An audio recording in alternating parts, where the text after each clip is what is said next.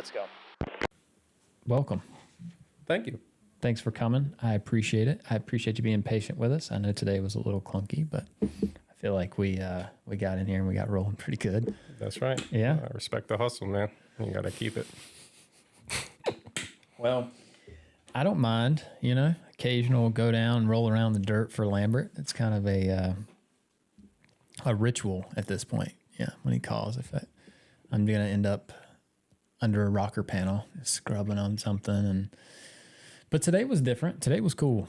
Yeah. Yeah. Being going down. So the job that we did at Troy's today was a Lambert job, and they just let us use the facility. I'm sure they'll send us a huge bill for it, but Yeah. I can't blame them. I hope they charge double. It's Josh paying for it. But it was cool because, man, like you do work there, right? Like you've done some work for Troy and Kim. Yeah, I've been through there. Yeah. So it's cool to see it like in full swing. You know what I mean? Like that was cool. They got a lot going on. They got a lot going on. I couldn't even pull my damn truck into the parking lot. Dude, when we pulled in, it was like, where the heck are we going to park? Like, where is all this stuff? And he calls it parking lot Tetris. That's what Troy kept saying. He was like, dude, that's what he does. That's his new job. I believe it. On the weekends, he's wrapping cars. And during the week, when we pulled up, he was standing out front. What did he have in his hands? He's passing out. Oh, candy canes. He had candy canes in his hand. He looked like he was working for the airport. You know what I mean? Like directing people through the parking lot. So anyway, it was cool. Yeah. So you're close. We were talking about this earlier. You're pretty close proximity to those guys, right? Yeah. So my shop is in Durham. They're in, and I'm new to the area, so I could be wrong, but I consider that like northwest Raleigh, Capital Wraps. And some of the other people in the circle we talked about, Wrap It Up Raleigh, Bentley and Anna, they're in the east north of Raleigh. And Mr. Tutt there is down in Clayton, which is the southern part of Raleigh. So those are the landmark shops probably in that area. Well, we've talked about DreamWorks a couple times. That's right. They're kind of like on the western side, I guess, so like northwestern side. And then Ken, he's down that way too, right? Ken is closer to King Tut. Yeah. And Bullet Auto, like Clayton area. Yeah. He's another one. Those are, when I came here, I stopped through a lot of those places and just try to, introduce myself. We talked a bit about the community thing, and that was big for me. And whether there's work to be had or given or not, just showing folks what you're about. And for those of people that have been living under a rock and that don't know who you are, I don't even know how that's possible. So no offense whatsoever. You'd be forgiven. For those people that don't, what's your name and the name of your company? So I'm TJ Kessel. My company is Alchemy Wraps. We're out of Durham, North Carolina now, by way of Florida, South Florida, Fort Lauderdale. So I want to point this out because so Chris earlier, he called me. Awesome to hear from him from CL Visual, and he was like, Chris calls, you pretty much stop what you're doing, you take the call, and it was pretty cool. It's gonna be worth it, yeah. And I wasn't sure where the conversation was going to go, but he was like, "Hey, do you have a computer?" And I was like, "Yeah, I think I got a computer." So I was like scrambling around looking for my computer, and I was like, "What do I need to do with it?" The worst thing to ask Scott is about any sort of technology. I swear to God, instantly I was like, Josh, where are you at? And I've got my own problems. So I come in the office and there's no computer.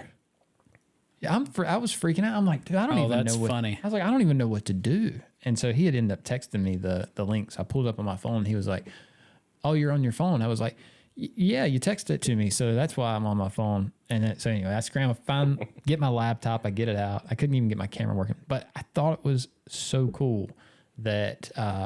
So I think he's in Jersey. Is that right? New York. New York, I thought so. Yeah. Copenhagen. I don't know. I don't want to be wrong there, Chris. Well, let's pull up. Josh, can you pull up CL Visuals? Let's make sure that we're early in the Josh. Pull it up.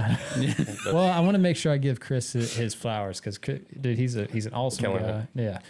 But I thought it was so cool that I was like, Chris, dude, I'm so sorry, man, but I got to cut you off because the rabbit hole that we were going down, easy.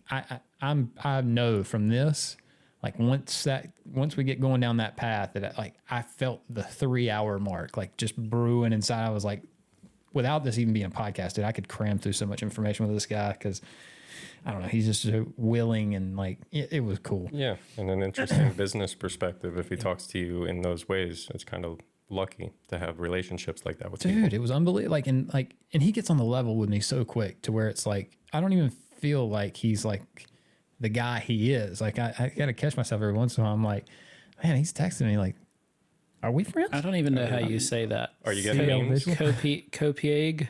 Okay. Yeah. Copieg. So some New Yorkers York, can come bro? down and It is in New York. We're going to go with that. Okay. Yeah, it's New York. forget about it. See how visuals. But so anyway, the reason that I bring him up was I was like, hey, I was like, man, I got to cut you off because I know where this is going and I want to do this so bad, but I can't. It's terrible timing. TJ's here. We're about to pop off a podcast. And instantly he was like, TJ? Alchemy? Damn. Like, that's good to hear, man. he's at your shop right now? And I was like, yeah, you know TJ? He was like, of course I know TJ. He was like, get him. So again, I'm like, TJ, TJ. So I walk out there and Josh is giving me a hard time. He's like, nah, he probably left, man. Probably left. Got tired of waiting on you. I was like, please don't tell me that right now. This is like the worst. So when you came in, that's why I was cutting the corner like, oh, thank God he's here. All right, let's go. Let's get in here. So I appreciate you taking the time to talk to Chris. That was cool. No, of course. I mean, I think it's really cool because I'm glad that he remembers. We cross paths to some expos. I do the work and the feedback you get sometimes, I'm always curious about because I'm modest, I would say. The most modest, some would say. But you get feedback from your customers about like, we just really appreciate working with you. I don't worry about the projects at all. Once we've agreed to it, it's like, that's one less thing on my plate. Sure. And I do hear that back from them, but it could be a canned response easily. Sometimes I wonder about, does everybody get that email or not? So... Well, and with him, like as organized as he is, and like he has like these automated processes, and like he was showing me his like how he told me I can't say too much, right? You heard him say it. He did, yeah. I don't know if it's future or what his system is in place. He showed me enough to where it was like there was parts of it that I was kind of floored, but it was like his scheduling for his how he like his personal stuff, like how he has his meetings and all that stuff, how all that's structured. Dude, it's dialed in. Yeah. Like it's on another. Oh yeah, it made me feel dumb. I was like scratching my head. I was like, God, I'm fucking light years behind right now. Like I don't need an assistant, but I want one now. I'll tell you that. After listening to him, I was like, yeah, I could see. He's got 2. Yeah, I believe it. He probably has 3 if you count like his digital assistant, like the AI. I was going to say something to that end because there's a lot of directions you can go today with these Trello-like programs, right? And then this AI stuff is absurd. And I will say this though, he referenced that it's automated, but off the cuff, like just like he just ripped off like what it would say. And when I heard, I was like, damn, that was good. Like that, like no, like just pulled it right out of like, I was like, dude, this dude's good. Like he's smooth with it. I was impressed. I was like, caught me off guard a little bit. Cause if I'm shooting a thank you letter or something, I'm putting some thought into it. I'll probably run it through chat a couple times just to make sure my spelling's right and like all the stuff's organized, but I'm like, I overthink. That's what that is. I mean, I kind of do too. It's a weird, like everybody has their personal looks at this and I know it is the future, but I take great pride in the human interaction. So I have not delved into the automated assistants. You can have people literally answer the phones, chat GPT for emails. But it's a point of pride for me to really, it's all, I'm a sole proprietor out here. Mm-hmm. Everything is typed out, sometimes retyped as we Yeah, talked about yeah. a little bit. Right. But, human interaction, that's part of the deal. Doing the work that we do is, of course, we need to get paid to live. But there's a certain reward in the reveal, the reactions from people, this emotional kind of response and even connection. Time is funny. It goes really quick. And it's these little parts, these small moments that make up like your life and your experience. For sure. You know, and it's kind of big to me. So I've been led down a path where it's like I get to work with a lot of people that you only get that first chance, like that when you meet somebody for the first time, like how your interaction with them goes, right? Mm-hmm. And so a lot of times when I'm sending emails, like I'll put a lot of effort into it to think about it, and then I get nervous, right? And I'm like, oh, I sound stupid, or so. Because I completely understand where you're coming from, and I feel it 1,000%. But I'm kind of dumb, and I don't want people to know that I'm dumb. You know what I mean? So I'll take advantage of. I'll do it through ChatGPT, and I'll let them clean it up. But I'll also run on tangents where like it's almost like a dance with AI, where it's like this creative space where it's like I know that it can't do everything that I can do, but I also know that I can't do everything, or I'm not in the moment. I'm not saying I can't. I'm just saying in that moment, maybe I'm not there to do that as quick. I'm definitely not. So it's like this thing where it's like, I almost feel like sometimes we're creating together. Yeah. And it's kind of cool. You know, it's a slippery slope. You know, you don't want to rely on it. You don't want to, I don't want to rely on it. I don't want to be, where if like, that's the only way that I can communicate, of course, because I do this, you know what I mean? So I don't want to be like, well, hang on a second. I'm gonna let yeah, you know what I mean, and let it spit back. Like, so I want to make sure that there's still some of this, but I like playing with it, dude. It's fun. No, from a distance, I like it too, and I think it's interesting the way like the design side has kind of gone. I think it's super smart that there are people that will use it as an initial concept when you're talking about doing a job with somebody. It's like that's a quick way to visualize. Am I hearing the information that I'm getting from you correctly? Is something like this, with the understanding that it's AI and we're not plugging this right in. Like our professionals are going to go to work and clean this up, and they won't have 7 fingers and all the telltale signs of artificial intelligence use. Sure. Powerful. And I think it's a good thing for designers to get into. As like early on, there was a worry, maybe, and I look at that too. It's like the machines are going to take our jobs and make us obsolete, and capitalism exists, so we're just going to be... You play with it enough, though, you find out it's kind of dumb. Yeah. As smart as it is, it's kind of dumb. And I can say that because I'm kind of dumb, too. So it's like... You better stop. I'm just saying, I'm serious. Like, it's almost like... have you ever drank too much and then gotten to kind of like an argument with somebody and then like had to stop for a second and be like, what are we arguing about? Never. No. So, well, I'm just telling you, it happens. You can find yourself in that situation. Take your word. Yeah. Trust me, it's a miserable process, but it'll hit you and you'll be like, what are we arguing about? I find it a lot, especially with like the, when I'm asking it to design like an image or something, a lot of times it'll be like, is this what you mean? I'll be like, no, that's not what I mean. I wanted it red and get rid of, why is the text backwards? Like, what are you doing? Yeah. Not even, what did I say? Text backwards? And it's like, okay, how about this one? I'm like, that's worse. That's not, we're not getting better. Yeah. All the good stuff from the, it's like, what are you doing, dude? That's kind of what turns me off a bit, because people will take that and like present it as part of their work. Sure. And I'm sure that works out. But to me, it's, it makes me cringe. I'm going to be honest with you. I did it one time. I'm not proud of it. But I was getting some pressure from a colleague. We were doing some work together, and he was like, lock me down a script. Get me something, dude. I gotta see where I'm not in. You're explaining to me. I'm just not seeing it, So I jumped on and I'm like, okay, put in all the information, spit out the script. I read through it. I'm like, this is good. I like this. Shot it to him. He sent back some, revisions, entered the revisions, spit it back out, sent it back to him. And it was quick. That's probably where I messed up. Sent it too quick. Yeah, you got to sit on that for a bit. You know what I mean? Because he instantly emailed back and he was like, man, are you running this through chat? Is that what's going on right now? And I was like, yeah, of course. I can't type that fast. I can't. There's no way I'm doing it. You know who I am. Yeah, and he was like, man, come on. Like, you get it. You got to have a little bit of you to it. And I was like, yeah, we'll get there. I was like, we just got to have some, let's get some things in here that make sense, that like some things that we can lock in place that are important. Because have you seen the ads that we've ran on the podcast? Yeah. Dude, they're tough. They're tough. To make? No, well, Josh does all that part. So it's easy. Yeah, so easy. It's just like you wake up tomorrow and they're there. You guys don't see the man behind the curtain over here is a superstar. Yeah, I like to say he's in the closet.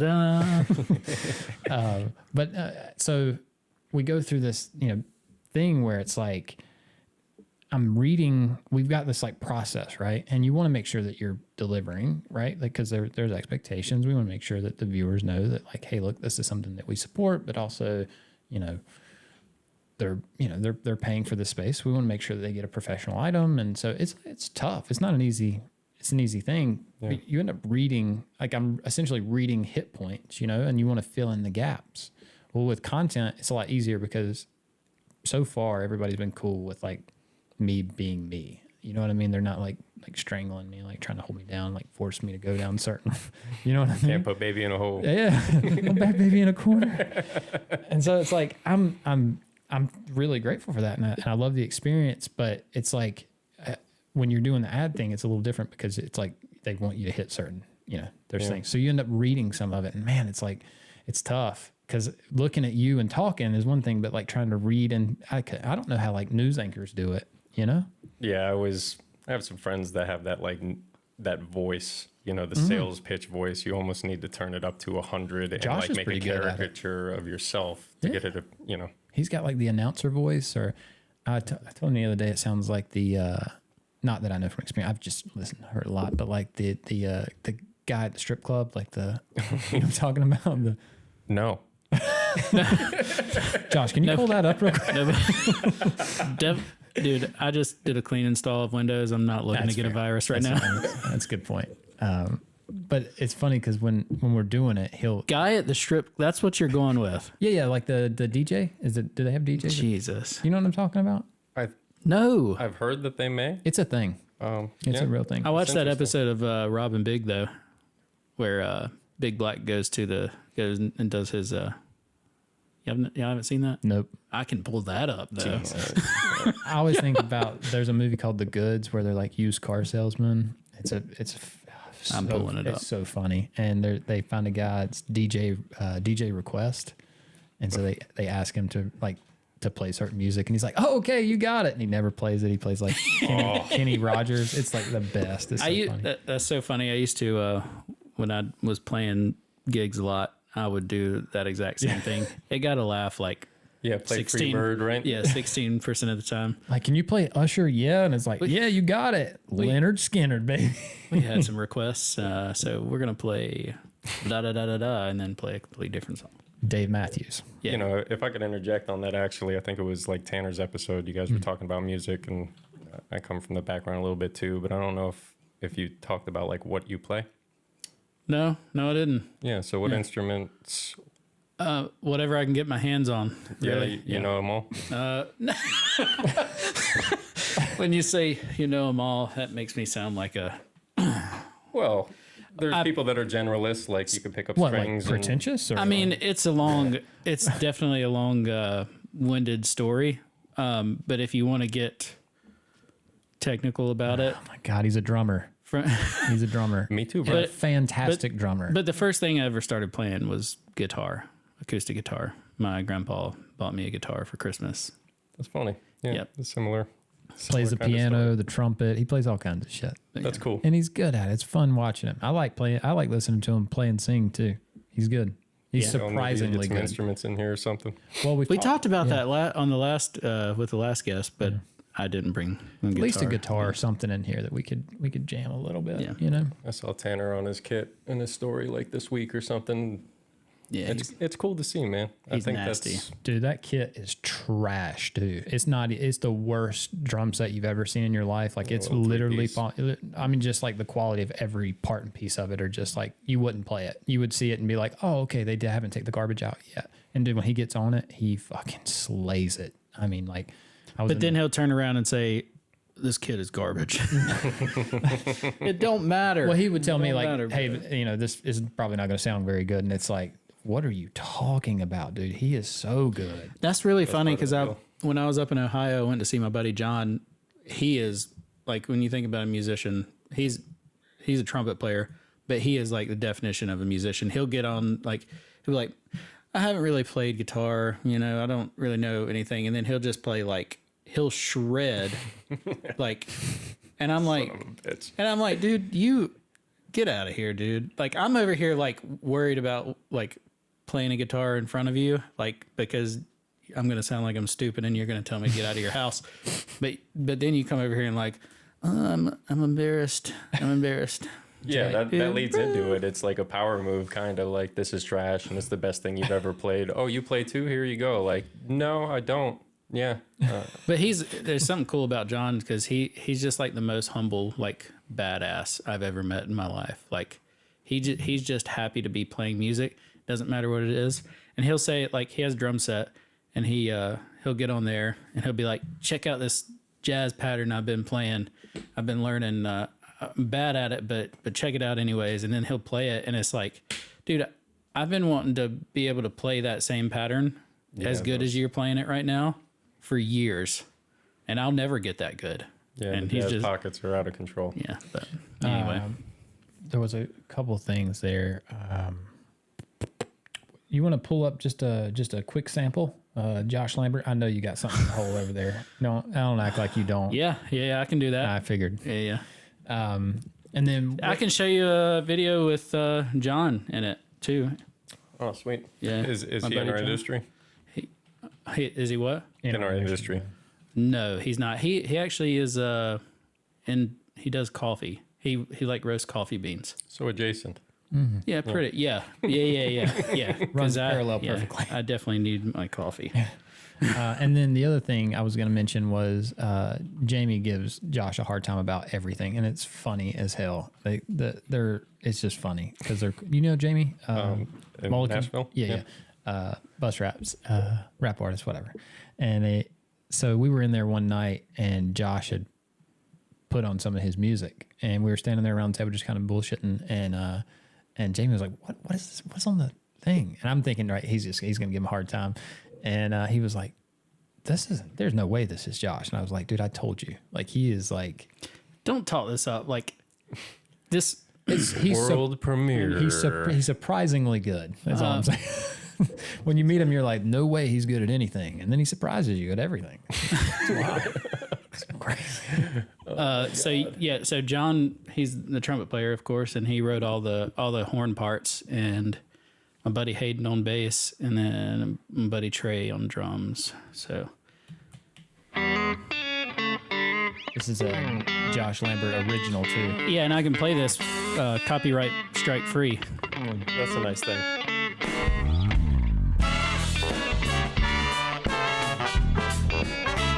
Hell yeah. Oh, Andrew and Leroy on Barry Saxon. It's hard to find a peace of mind to get your feet back on the ground.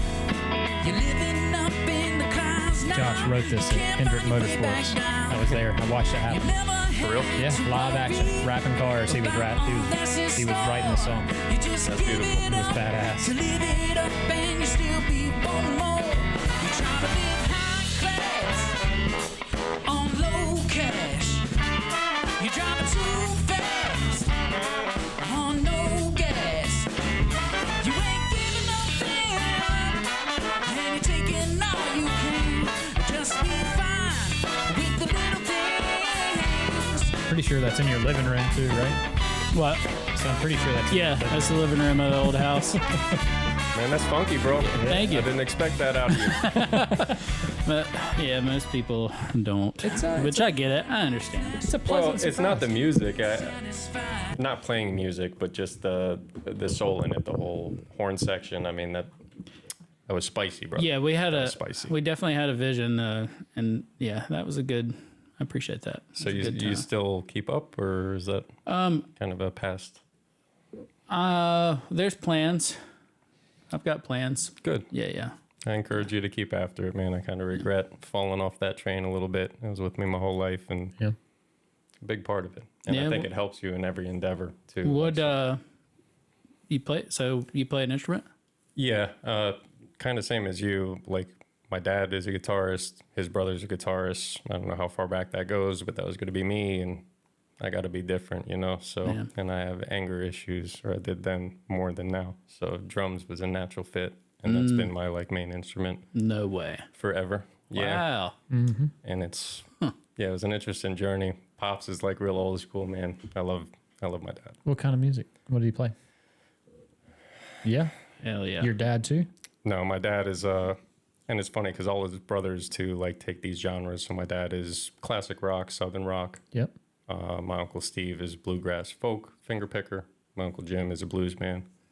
And when we were coming up, I mean, it was really cool because my little brother Brian is a musician too. So there was a time when we were, you know, like 13, 14, we were running bar shows and my little brother's band would open for mine and then mine would open for my pops. Yeah, that's cool. And those were some of the greatest times of my fucking life. Yeah. I got to tell you, especially as a kid, like you're in some dive bar and like people are getting wasted and you're just like happy to be around, but you're also playing. And we had a room for music in our house. So we would practice, but we knew all Pops' jams too, because it was cover songs. Sure. And as they got drunker and more fucked up through the night, you know, maybe the guitarist falls off the thing, so my brother would hop fill in the over and gap. just, there was a seamless transition and keep the cool. show going. It's got to move on, you know. So you were a rocker through and through. Pretty early, yeah. I mean, to be honest, yeah. From the beginning, it was rock because my pop, classic rock, so Skynyrd was a real thing. I think a turning point for me was like Guns N' Roses. Yeah. Use Your Illusion 1. I had the cassette tape. It got me in trouble at school. Like second or third grade, I got kicked out for having that in the Walkman. Yeah, mine was Poison was the cassette tape, but I got in trouble for Prince. Really? Oh, yeah, a little provocative. It's funny too. It's funny too because my grandmother found out that I had the Prince, the Purple Rain album, and she took it away from me as soon as she took the booklet out and read the lyrics, and was like, "Not a chance." That's a shame. I know. Luckily, I stayed fast with it and stuck through and found Prince later on. I don't know if it was that album, but there's an album. There's a song called Little Nicky. Are you familiar with that song? I know the movie, but not the song. Josh, can you pull that up?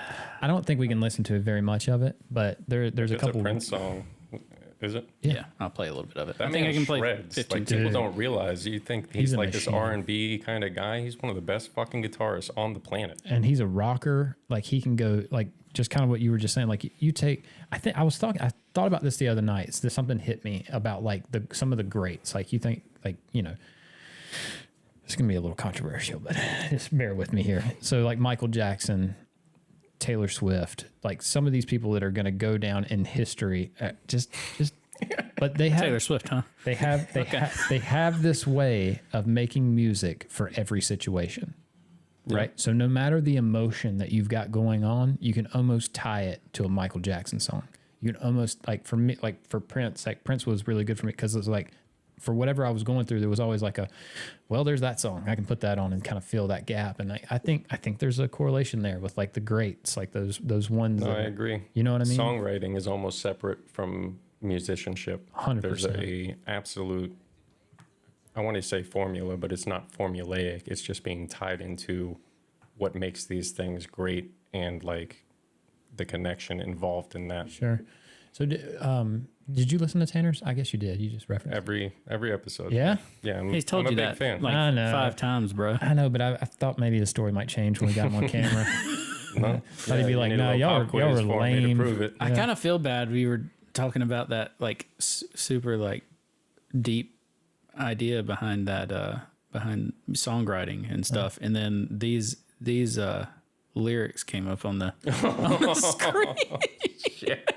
How awesome is that though? Like that's dude, this song was like Yeah, I think that's all we need. Yeah. Yeah, I think that's come on, point one across. little riff. Okay. It doesn't it just sounds dirty. Listen. You're trying to get a point across? Does that not sound just filthy? Like He's with it. No, He's got I the get it. pizzazz, man. Yeah. there's something to I got in trouble for that one. I believe it. Mom was like, no. Well, little did they know. I mean, it depends on what path you take, but in retrospect, pretty tame because that, you asked about like my musical taste. So it went from that pretty quick to like metal is deep and there's some absolutely brutal, crazy sounding shit. Yeah. And I absolutely fucking love it. All the way, like take it as hardcore as you can. Just about. I mean, I have my limits, and as I get older, maybe it's not in the rotation quite as much. But there's yeah, as it progressed, even in the music scene too. I mean, like, I'm trying to think.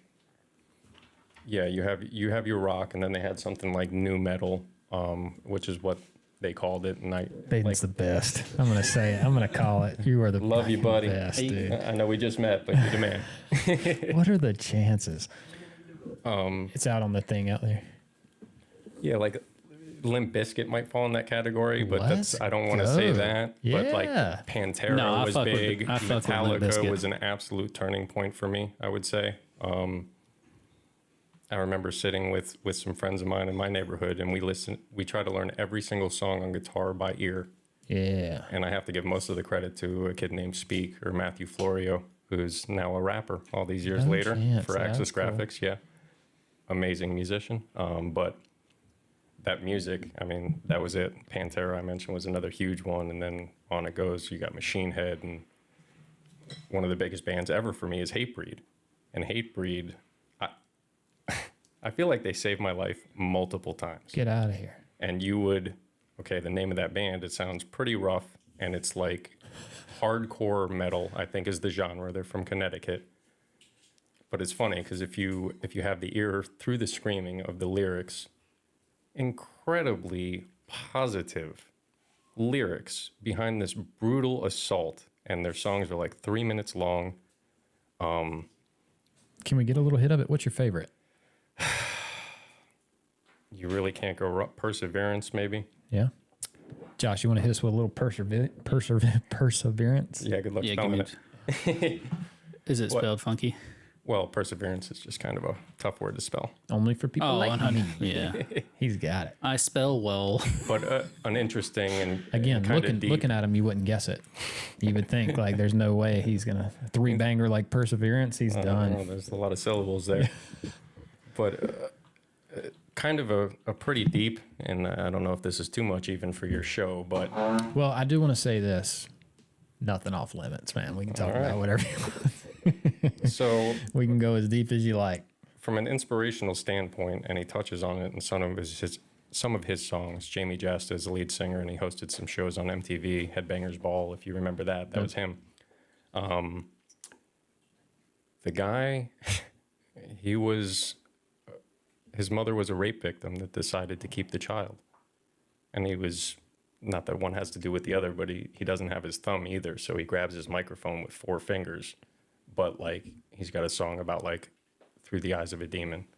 And it's like when he looks in the mirror, he sees his father and like the emotions behind that. But also he became like a fucking rock star.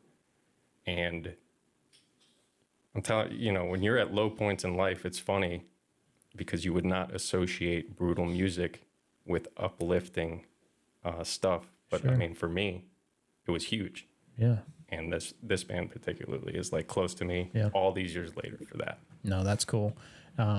It's funny that you referenced Limp Bizkit. Limp Bizkit was like the gateway drug for like that style of rock music. You know what I mean? I think for a lot of people like them in Linkin Park, it was Right. there's kind of a rappy hybrid. Yeah. You could dip your toes in the water and you might stop there, but Right, but it would at least let you like get like you might think like might get a little Tool after that, just depend, Absolutely. you know what I mean? Like they're gonna and then maybe a little Corn. I don't know. We'll just, can we dabble and next those thing will you- take you in totally like crazy directions Right. too. Each one of those bands has a different branch that I appreciate, and Tool is one of them. Tanner touched on this too.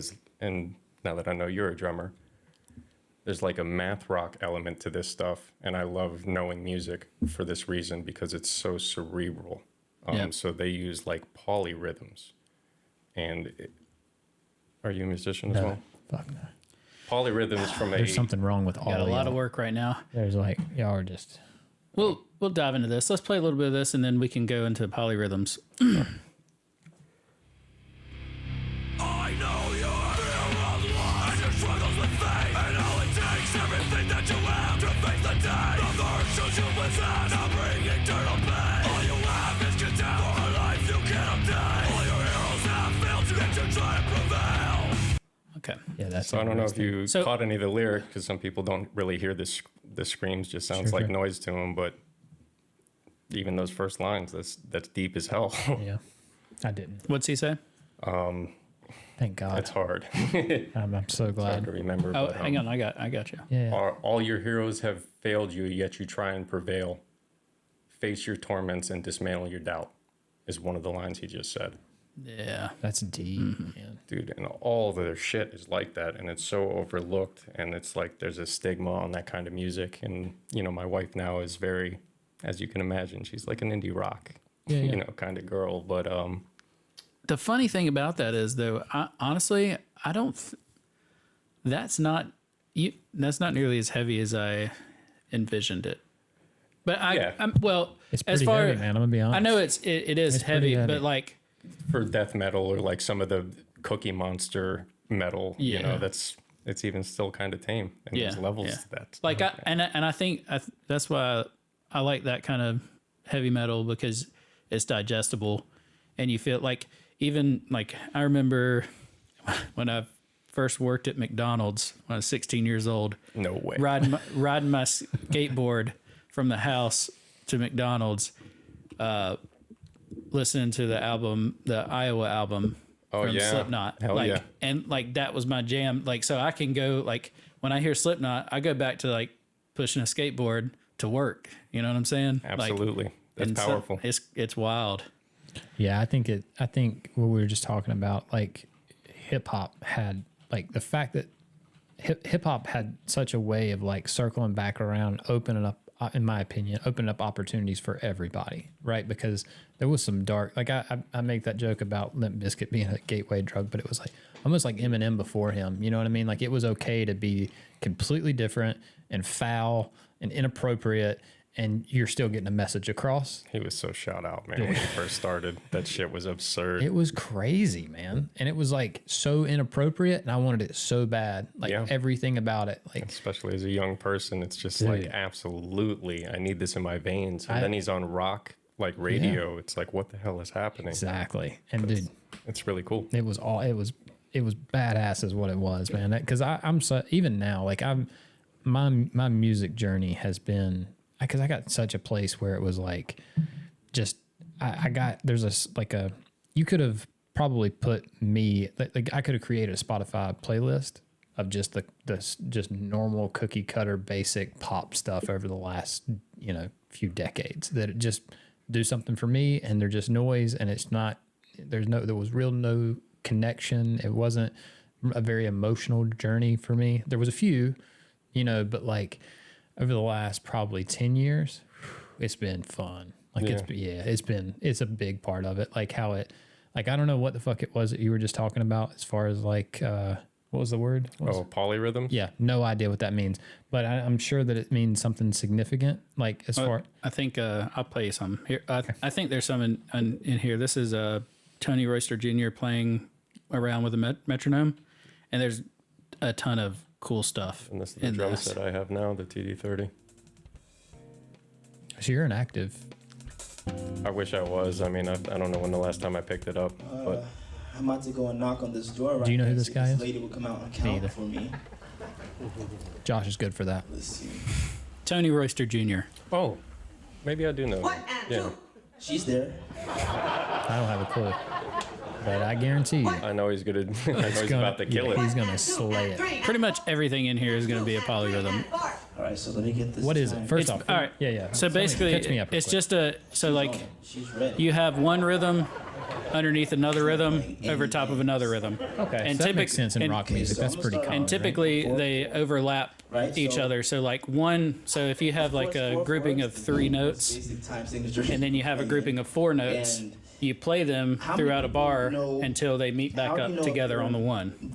So it's got to be directly on the top if divisible you're by with the 4 click. and How would 3. you know? They need to land on the same number That's for your perfect. verse Now, to end at that there are some time. And you drummers can who hear get that? So good at that. You get a feel for it. Yeah. Most music They don't know is e- produced in 4/4 timing. So like, I guarantee you, damn near every song you mess with, you can count to 4, and then it'll repeat over in the verses and choruses. Did you just call me basic in front of everybody? Is that what just happened? Well, You it's, just it's said the you were. majority of music, you know, like Yeah. No, I hear you, across TJ. genres. I'll take it. Yeah, I can take my slaps. No offense. So Let's play it. Is it because I referenced play Taylor it? Swift? Is that what the problem was? Yeah, I it's made kinda- one Taylor Swift reference, and now I'm basic. So, Whatever. Should we play a First polyrhythm impressions, for bro. him? I get it. Like I'm gonna pull live. up chat here in a second. And Let's- clean it up for me. We could clap a polyrhythm No, we live can't. right now. Yes, we we could. I could play eighth notes and you could play quarter notes over top of it, or eighth notes and you play quarter note triplets over top of it, and you can see how that sounds. You're such a nerd. All right, we'll just play this. Play it. 3, 1, 2, 3, 4, 1, 2, 4, so that's 2, 4/4. 4, 1, 2, 4, 1, 3, 1, 2, 3, 4, 1, 3, 1, 2, 4, 1, And that's how you play around within that system, pretty much, you know.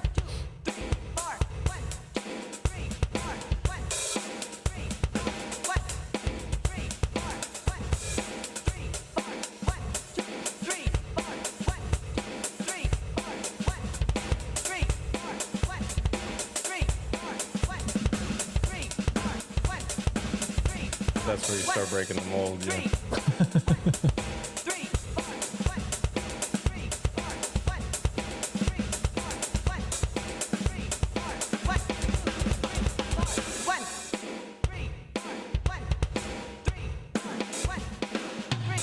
All right, I don't think he's gonna play like a Different specific time polyrhythm. signatures or something, yeah. Let's see here. But that's the a cool thing about learning drums as you go down that hole, different from the other instruments, is some of the great players.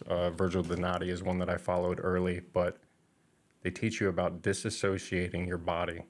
And in that same, we talk about 4/4 or 3/4 timing, 3/4, 4/4, 5/8. Each limb of your body is counting different things, and then you keep it in mind to where they will all end together. Incredible mental workout, and just it's helped me in every endeavor I've taken throughout my life. School, education. Did you take new it serious? careers. Like your music? Was it a?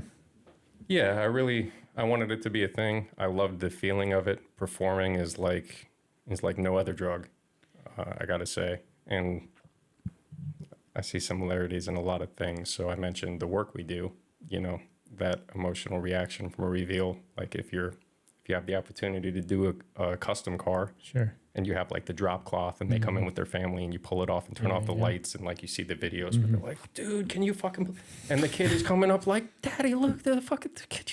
Yeah. Well, it's like the instant gratification, right? Like that.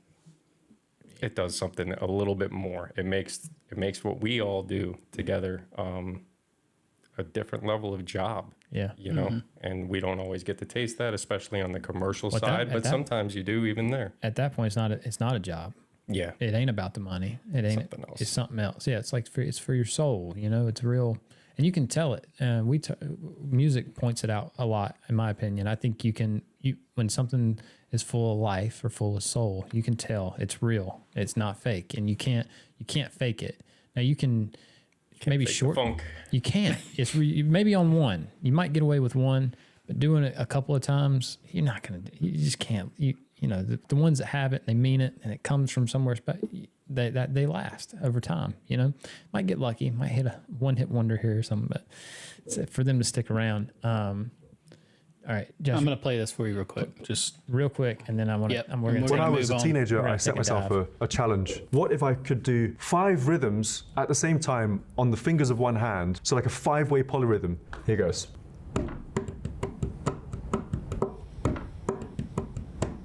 So 1, 2, 3, 4, 5, 6. 1, 2, 3, 4, 5. 1, 2, 3, 4.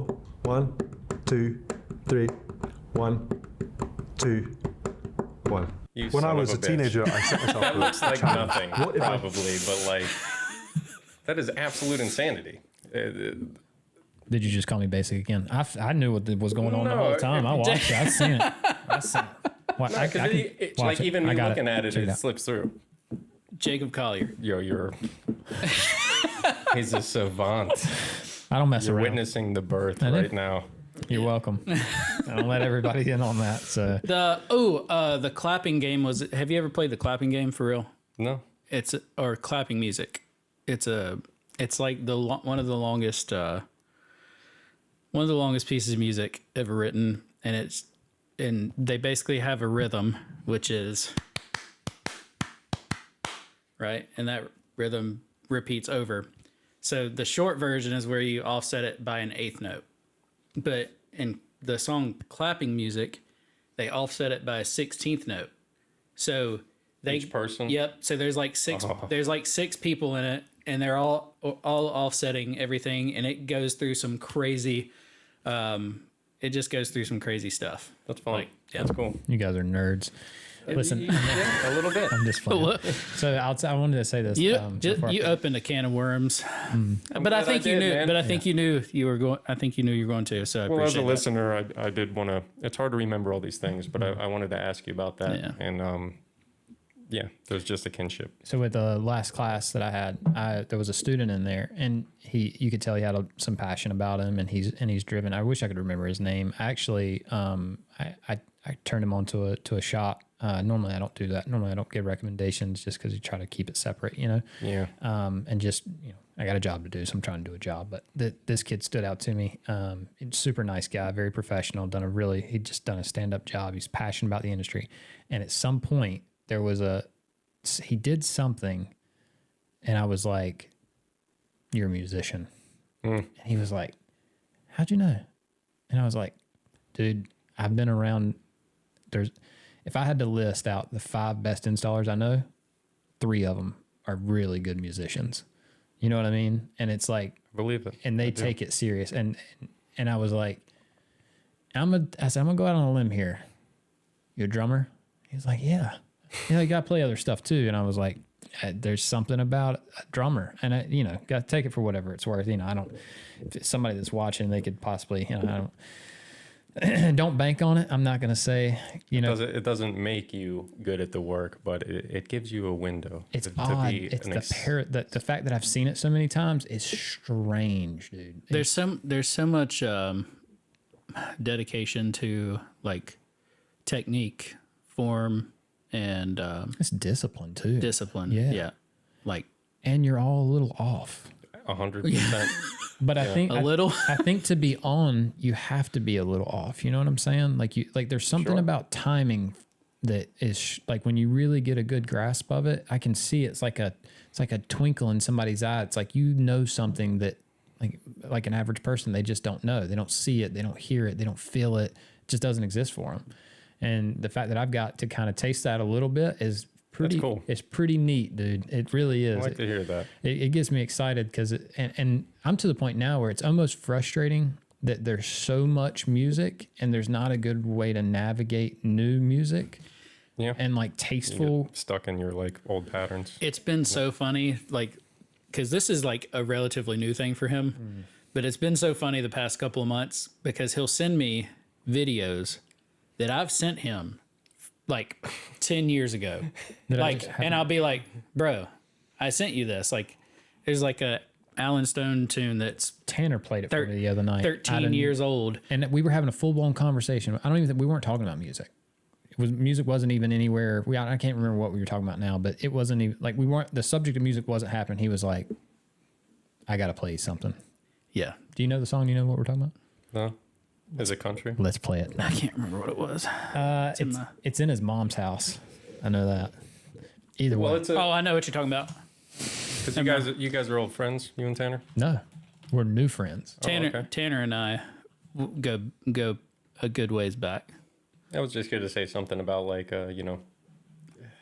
it could be nothing to share a piece of music, but it also could be a pretty personal. It could be everything. For them, it's everything. Yeah. Like Bro, like they don't do that. Ben Soley, They're so strange about he's a cellist that I've been listening to for the past, I don't know, 13 years. He came out with a new album that's about his best friend who, unfortunately, took his own life. Mm-hmm. And I haven't heard any new music from him for the longest time, probably 2 years. And, Working on that. Yep. So working through that, working on like his emotions be and some stuff of his like. best And work. it's one of the best albums from him, in my opinion. But sometimes that could be like somebody comes out with that and you don't know what people are going through. If you send somebody, like, music's so powerful, like you send somebody just any kind of glimmer of hope to get them over whatever it is they're going through, What like, sucks it though can is they do could that. completely miss. They can completely miss it, and that's what I like with Josh. He would play music, and I would just timing was is important too. But he would play music and would just be like, man, it isn't the time. It's not clicking. Yeah, And because then I listen to some out of the off the wall stuff. Like, I'm heavy into jazz, and he just doesn't Yeah, it's not for vibe everybody. with it. But it is, and You I might think like Animals as Leaders. You ever heard of them? Yep, I do enjoy them. you probably need to jump forward a little bit because Yeah, we can do that. Yeah. Father Woods, oh, Bro. can't stretch it any farther. So I'm just gonna play it. I don't care about the copyright strike. Who cares? Oh, come take me alive if you can. like it feels so dirty. Like this song is just like it feels inappropriate to me. You know what I mean? There's something about that that's just Inappropriate. Is inappropriate. this our land or is this our lease? Like it should not be coming out of him. But it's deep. An opposite side, it's the land of the free. That funk, man. That Josh Lambert funk right there. It's just foul. Me Dirty. You say that you care. I love that shit. I was unaware. Yeah. That's a good chorus This right there, podcast too, is gonna man. be us vibing to music. I know, right? Like, It's and I just don't boys hate it. hanging out watching. You seen this YouTube video, man? Check this shit out. Well, you need those. You know what I mean? 100%, You need man. I'm 'em. happy to be part of that. Yeah. I'm glad you got a chance to see Tanner's, man. I don't. I think we would be buddies. I'm happy because I mentioned like seeing him play drums, and I messaged him because the angle, it looked like a 30-inch fucking bass drum, and I'm like, dude, what monstrous shit. And he's like, oh, it's the angle is a 22, but I got a 26 back home. I'm like, you unhinged fucking monster. I love it, bro. Dude, It's I like, love- we need to link in Nashville. Like, come over and do this. You let me know. I'll set that up. I'll make sure that it happens. I 'Cause talked to Mully earlier this year. Like, I guess he has a yearly rush, kind of, and there was a chance to get out there, and for whatever reason, I fell through. But it's on my list. That's part of doing the work of being a transition son, like the new guy, somewhat in Carolina. But this is my 15th year doing the work, and just respecting that everything I've done, it doesn't fucking matter. You know, I need to somehow find the energy from when I started, and reaching out to somebody on the phone or in social media, and like there's no way to get across who you are, what you're about, your work, like your all that stuff. And for somebody to take a chance, like a large, some people talk about customers and they're used to private sales. I noticed you said, oh, if it's for a customer, like what I might call one of my clients, these are like recurring business to business kind of contracts. And that's what I refer to of like, you almost need to show up. Ken from Bullet Auto was one, like I heard about this guy. He's been around for a while. Cold call on the shop. We haven't done a lot together, maybe a job or two, but I showed up and he was wrapping the truck and he's like, hey, who are you? What's going on? I'm like, I've been in the business a while. This is who I am. And I see you working. Like, I can't just stand here. So like, what are we doing? He's like, we're wrapping this truck satin black. I'm like, I'm taking this piece. Let's fucking go. Yeah.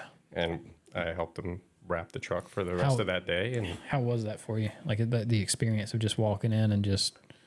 it's always a little nerve-wracking, and there's definitely differences, and maybe it's the time frame of when I started versus now. Like, things have changed just naturally, but there are some differences in Florida to Carolina. Like, Ken's I feel a little bit good more one. combative philosophy here. Like, I've gotten a lot of work from local wrap shops or sign shops over the years, just being a resource. Kim looks like the Terminator or something. You know what I mean? Like he Yeah. looks like he could be extremely like Former like fitness guy, hot- right? he, And all this. he looks like he could be in the army or like a psychopath or something. Like he hides bodies somewhere. He's just a sweetie, though. Dude, he's so open and just laid back. Like I felt like I'd known him for years, Yeah. dude. It was like he's just so I could see like walking in and being intimidating and being like, today you said it when you walked up. You were like, "You're not a cop, are you?" You got to tell me if you're the feds by law. But I could see like walking into his place and feeling the same way. Like, bro, like what is going on here? Like, where's the installer at? Because I know you ain't it, But he is. He rips, It's interesting that I've wrapped in Florida for the past 2 years, and you've got experience. Were you born in Florida? I was born in Fort Lauderdale, Holy Okay. Cross. And how long did you live there before you moved here? I've only been here for coming up on 4 years. In the end of March will be 4 years. And you said that North Carolina, the wrap industry seems more combative. From the sense of like working with local shops. A little, And like, I gotta listen. South Florida can be He's baiting you a a little rough bit. That's what's space. happening right now. Like Well- Pensacola is a little bit further up, so Yep. like growing up there, maybe I have a different perspective. But you do need to be aware of your movements. There's a certain street level thuggishness, right, of South Florida, but also. I'm like a card carrying member too. So well, you said Not Miami, right? Miami's like a whole nother thing, right? really close. Like Fort Lauderdale is part of Broward County, which is where they film Cops, which I haven't seen you on, right? And Miami is right below us, so like worked a lot in Miami. Okay. Sure. Yeah. I just imagine it being a whole set. Like you can't even put it in a category with anything. Like it's not like running your mill, like average rough folks there. Like it gets down and dirty in Miami. Like it's a whole nother. Yeah, and Broward too. Really? There's just pockets, and I imagine it's a lot like other cities, but it's just kind of up to 10. Every time I've been to Miami, I felt like it was a different country. It's almost crazy. like Texas. Like you step foot and it's just different. It's not like anything else in the freaking world, dude. Driving is miserable. Like knowing where you are is pretty important because, like, yeah, there's touristy places, and then there's some spots you better know somebody around there and know what the fuck you're doing, or you're gonna be in trouble. Yeah, like I feel like there's Floridians and then there's Miami. well, Yeah, a little bit. Yeah, it's just different. the reason why I bring that up is because, like, I kind of felt like it would be the same thing down, like, when we moved to Pensacola. So, like, my whole take, like, before we landed in Pensacola, we lived in New Orleans for 6 months. Nice. And so, like, my first thought was, I'm just going to pull up to Kevin's shop, PG Nola, Yeah. and be like, That's a hey, good place to start. sold my house. We're living in an RV. I need to wrap some shit. But, like, Did and you we know him previously? no, Oh shit. no, but it was good. Like, Probably shouldn't have let off with "I live in my camper." yeah, Yeah. he First didn't impressions, man. he didn't really know what to think at the time. Now but he we would chat GPT it before. He went. But we had a good conversation, and then I gave him my phone number, and he just never called me. I wouldn't have called you either. But then, in Pensacola, I Little did did the he same know thing. that. I did the same thing in Pensacola, and that's pretty much, you can't cold call people. You can't, like, you really can't. Like, most of my business was with sign shops, so, like, I don't go out looking for the color change. I don't go out looking for the PPF. Like, if you're a sign company and you need wraps installed, like, I can provide this service for you, and I got quite a few clients off of that, just showing up and, like, being like, hey, this is what I provide, like, check out. And the only thing I had to show for my work was my Instagram, and luckily Instagram and TikTok, and luckily most of those were videos, because otherwise, anybody can say a picture is your stuff. But if you're, like, videoing and, like, showing your story, People do that. Man, Like- people would be surprised how often, and whether it's on your socials or you'll see this shit on people's websites, and it's like, dude, I fucking did. Like, look, it's in my phone. I Yeah. was there with this. Yeah, yeah. Like, me and Scott knocked this shit out 3 years ago. But I also feel that about North Carolina. I feel like it's a lot harder to make an impact on shop owners and just get business in general. Well, you said it earlier. There's a Am I tripping? no. Well, that? the no shade on. There also wasn't a whole lot of installers to pick from in I was the going to say, Panhandle, let me preface this. No shade towards the Floridians, because I know they're fucking nuts, all of them. Man. I don't know if y'all have met Glarb or not, but he's crazy. I'd love to actually meet him one day. Yeah. Well, make that happen. He owes us a trip up here, man. Damn right. I love Yeah. that dude. And a design on our shop banner. I don't know if he owes that. I got Come out of pocket, brother. I got a funny story. We'll pay. Don't worry. Yeah, but here you said it earlier when we were talking about, like, you were talking about guests on the podcast about being, there's a lot of people in this area, dude, that are like killers. Yeah. I mean, there's some real raw talent around here that not a lot of people know about. You know what I mean? That's true. And whether they're from here or like for you, coming in or what, like there's this, I don't know if it's just the racing or if there's just a lot of shops. There's a lot of opportunity in this area for rappers, but there's a lot. And so it's competitive. And so you do kind of have to separate yourself a little bit. You know what I mean? Like, you've got to do something that stands out. And sometimes it's, quality of work goes a long way, but you need a personality too. You need to, regardless, everybody's different, right? That personality, I can't remember who it was, but there was somebody that was like, might be Moley actually. He talks about Justin. He was like, I keep Justin around because he makes me laugh, and like part of that is like, yeah, that's kind of important. You know what I mean? Absolutely is. It's like you need that. You need a little bit of humor in your life. You need to be able to cut up and have fun. So like I'm not just saying there's one strict way of doing it. That's not what I mean. I'm just saying like there's. And we're all unique Exactly. snowflakes, right? Yeah. With a different pattern. That's it. But getting that across, I think, that's more what I meant about just getting the chance. And I don't even care if it leads to work almost. Like, there's a camaraderie, Sure. the rap fam, Yeah, like yeah. whatever the hell you call this thing. But I'm into it, man. And I think it's fucking cool. It is. I want to keep it moving. And in a new place, like, that's the way I know how to do it. It could be kind of strange. But I'm glad, like, Ken was a good example. It's like, well, you're working. I don't want money from you, dude. I'm not here to sell you shit. I just want to let you know I exist. Yeah.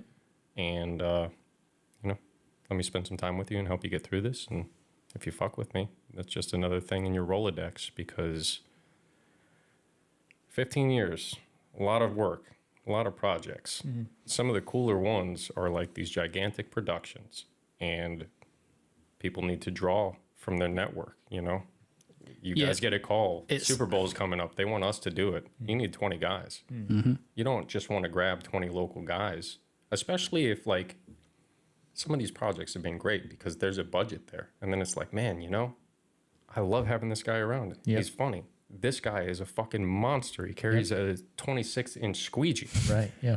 And down the list you go, and then you could go. Yeah. It makes me think of a project exactly, but like, you might be in a hotel room and you got like the whole floor because you got so many guys. You're there for 30, 40 days. Yeah. Yeah, it seems like Fucking cool, man. It is cool.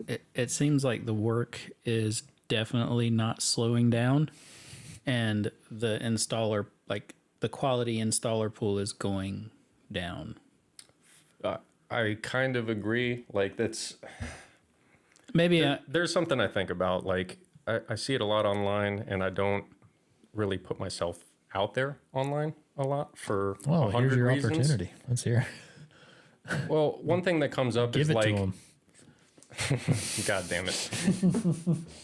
People will talk about, like, and it almost relates to your value as an installer. How quick would you get through this thing? yeah. A Sprinter van, let's say. Sure. Oh, Sprinter van by myself, 4 hours, parking lot.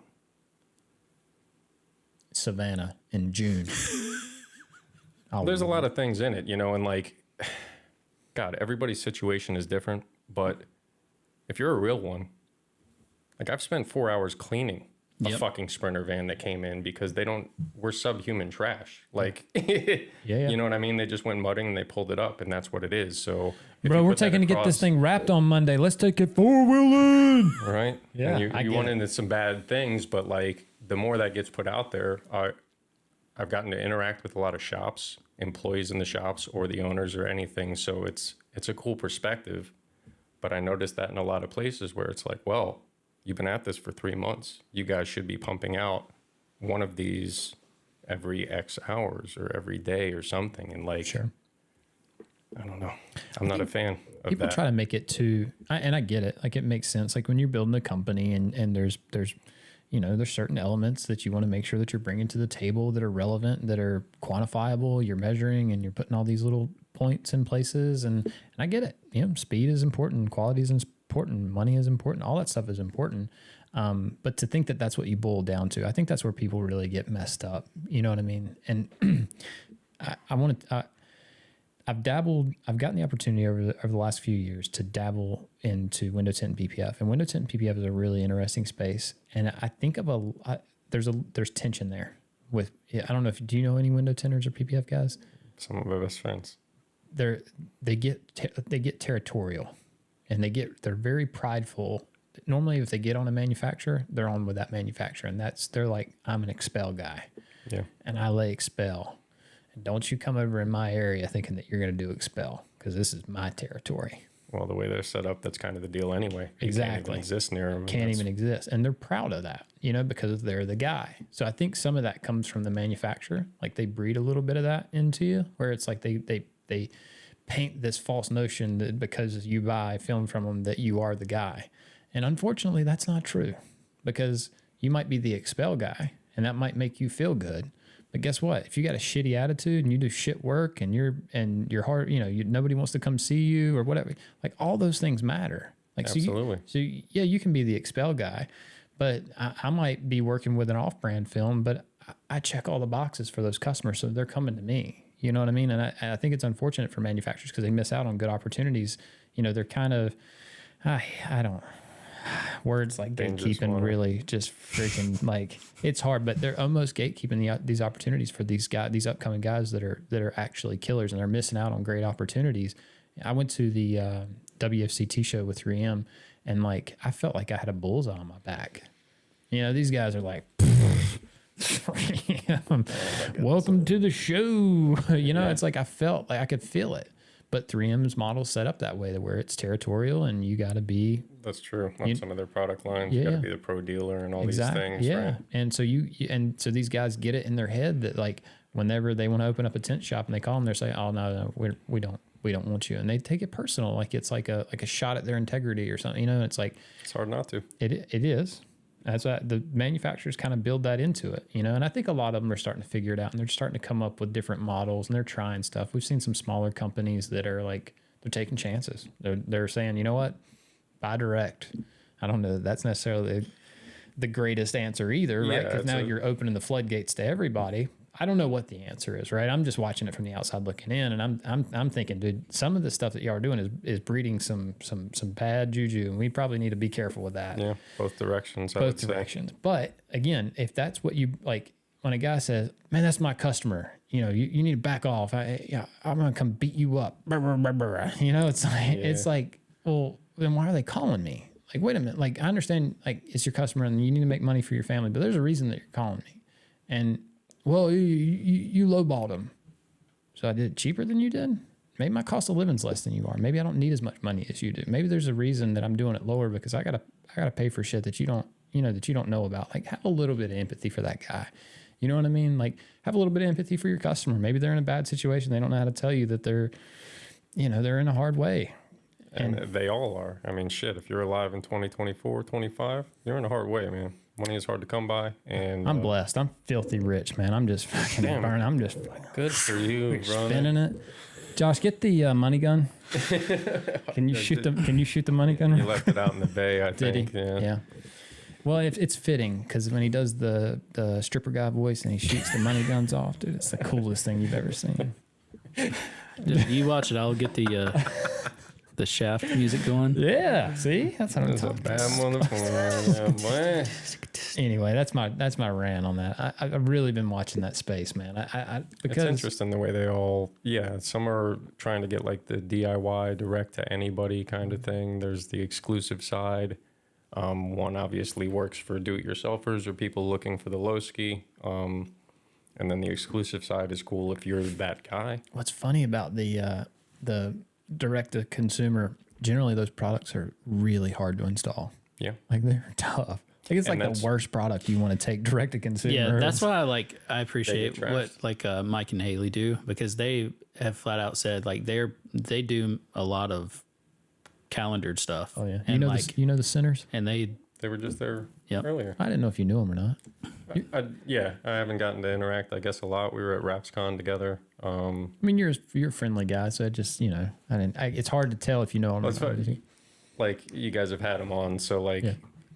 Mike's And if you're out there listening, I love you both, but Haley's a little more approachable. Mike is pretty he's stoic. a little to himself. You don't know where you stand. Like you're like, still- brother, what's up, man? I Rap still fan. don't, Like, yeah. what's going on? And he's like, yeah. It's almost like, what the fuck are you talking to me for? And it's not like that. He's No, I yeah. promise he's not that dude. well, I mean, we're friendly today, saying hi. Yeah. I don't take it wrong, but that is the vibe. Today, I can be that way too sometimes, all the time. but I could see most that. of the time. Most of the time. I'm a recluse. I kind of like to stay to myself, and it's very hard to get me out of my shell. Haley, We broke through today, man. Yeah, we did good today. nerds. Yeah. So Haley will come up and hug your neck. She that's just who she is as a person. Like that's her. That's how she expresses herself. But as we were walking out today, I kind of looked back and just making sure. I said, Mike looks over and kind of gives me the guns. You know what I mean? The finger gun. Yeah, Yeah, just that's a big deal, man. It is too, because coming from him, like that's like And so I don't know. I like Mike a lot. I respect him a lot. Just what Josh was. Mike is a hustler, dude.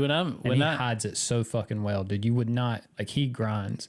And he's not asking anybody for anything. He wants to make sure that he's making his name. I feel like I'm standing up for him. Anybody you can sends see me it. a message Yeah. about Pay attention. anybody sends me a message about calendar film, I'm like, I'll pass. Yep. I'm good. And he's saying, "Bring it on. Yep. Bring it on. I'll do I it." like that. I do too. And I The remember hustle. hearing, there's a couple of like if you're really into your profession, there's like a history to it that's interesting to follow too. And some of the higher up guys, they talk about the benefits of calendar, and you can look at it. Some of those finishes are really nice. I don't know that I'm necessarily like on a personal level against doing them. It more usually comes to, and why I do it, making sure the customer is happy when it's done. Like nothing kills me more than like you do the work, you get paid, and then somewhere down the line they're like, man, this is bullshit. Maybe it's not removing, or it's faded quick, or these things that kind of come up, and it's That's all the stuff you're trying to avoid with a customer and your business. Like that's the last thing you want them to think of. It's funny because we were just talking. I told you we were shooting ads and stuff. We're doing these ads, and we installed some wrap on Josh's hood the other day, and we knew that it was going to leave adhesive. We knew it. I mean, it just there's no question about it. We know you sick men. We picked it to specifically show to leave adhesive because the product we were showcasing, we needed it, and we knew that it was going to do it. So it was like this is perfect. We're halfway through installing it, and it's like this ain't bad. Yeah, like sticking it like. This ain't bad. Yeah, like I'm like I could do this. And it's good to circle back sometimes to right. like, you might have had a bad experience with the product and something in your movements have changed, and like it won't necessarily be as bad for you, or maybe in the other direction it gets worse because you're used to some kind of system. But it's good to revisit. well, it's perspective, right? Like in the moment, like we weren't forced, like nobody was paying us to do it. You know what I mean? Nobody's like asking us to do we're it. just kind of feeling it around and like playing with it and touching it. And so it's like a And I'm like, we can sell these and we can do them relatively like cheap, not cheap, but like just It saves some money. save some money. And it might not be as bad. A little bit of slip solution. if you've listened to the podcast, you've heard us make the reference, or like Justin would say, maybe it's better. Yeah, that's why I said. Maybe it's That's why I better. said that. Yeah. That is, I mean, it's cool, and that's actually kind of like a good thing to touch on. It was cool listening to that episode. I never knew when they said the rap matrix, I thought it had more to do technique? with like a system. But Yeah. when they were talking about like the matrix, like diving in, Yeah, red pill, blue pill. that is so cool. Oh, Because yeah. I am so into that. And like, even without being tied to them, it's a similar way to how I look at film. Like, so, a lot of people are in this because they're car enthusiasts or like racers or something. And I don't really come from that. Yeah. The big thing with me with this job was just like excitement about the science and like shapes. Like it's less to do that this is a Porsche than it is like this fender is fucking gnarly. Yeah. Watch me knock this shit down with like yeah. the least amount of overlays or stress that you've seen, because I know that if you go in these directions and these things happen, and it really, I'm sure you've experienced this as a trainer now, but like it deepens your knowledge when you're trying to share it. 100%. And it feels fucking good. It I really enjoy it. It sucks so much because Zero Stretch and the Rap Matrix are probably the worst two names. Now, when I say that, I don't say this lightly because I'm a name guy, right? Now, I know Knife Tucker doesn't sound sexy, but it done everything we needed to do. So just That's right. You better back off, all right? Because that's WrapOnTools.com. Smash that like and Shout out. subscribe. yeah. Let's go.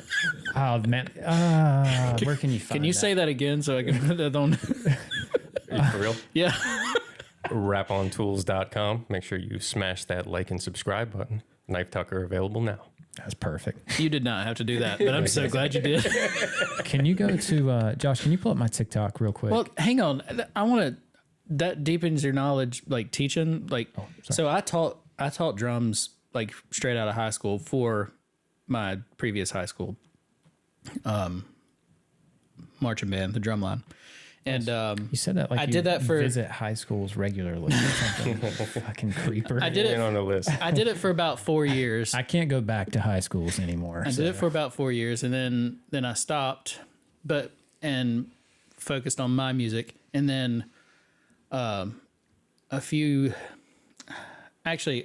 about a year before we moved to New Orleans, I was doing drum lessons at my house, and so like I was getting better at my craft the whole time, but I didn't realize it whenever I was teaching, and then I quit for a little while, and then I start teaching again, and now I'm thinking about drums completely different, and I'm like learning so much. So yes, that's an amazing point that you brought up. Like, I'm glad you've seen it too, man. I recommend it to people that are maybe in a rut or something. And if you're somehow listening to this and not even like in the rap game, it's cool, man. It's just a different perspective. And there's something about teaching and like breaking through, because there's so many different personality types and people grasp in different ways, you know, visual, physical like when a light learnings. bulb goes off for a student, dude. And yeah, like you having to sometimes is. like if somebody has a problem with something and like you have to like, and you're not you know how to do what they're asking you, but you might not know exactly how to make it sound right to where they'll get it. Sure.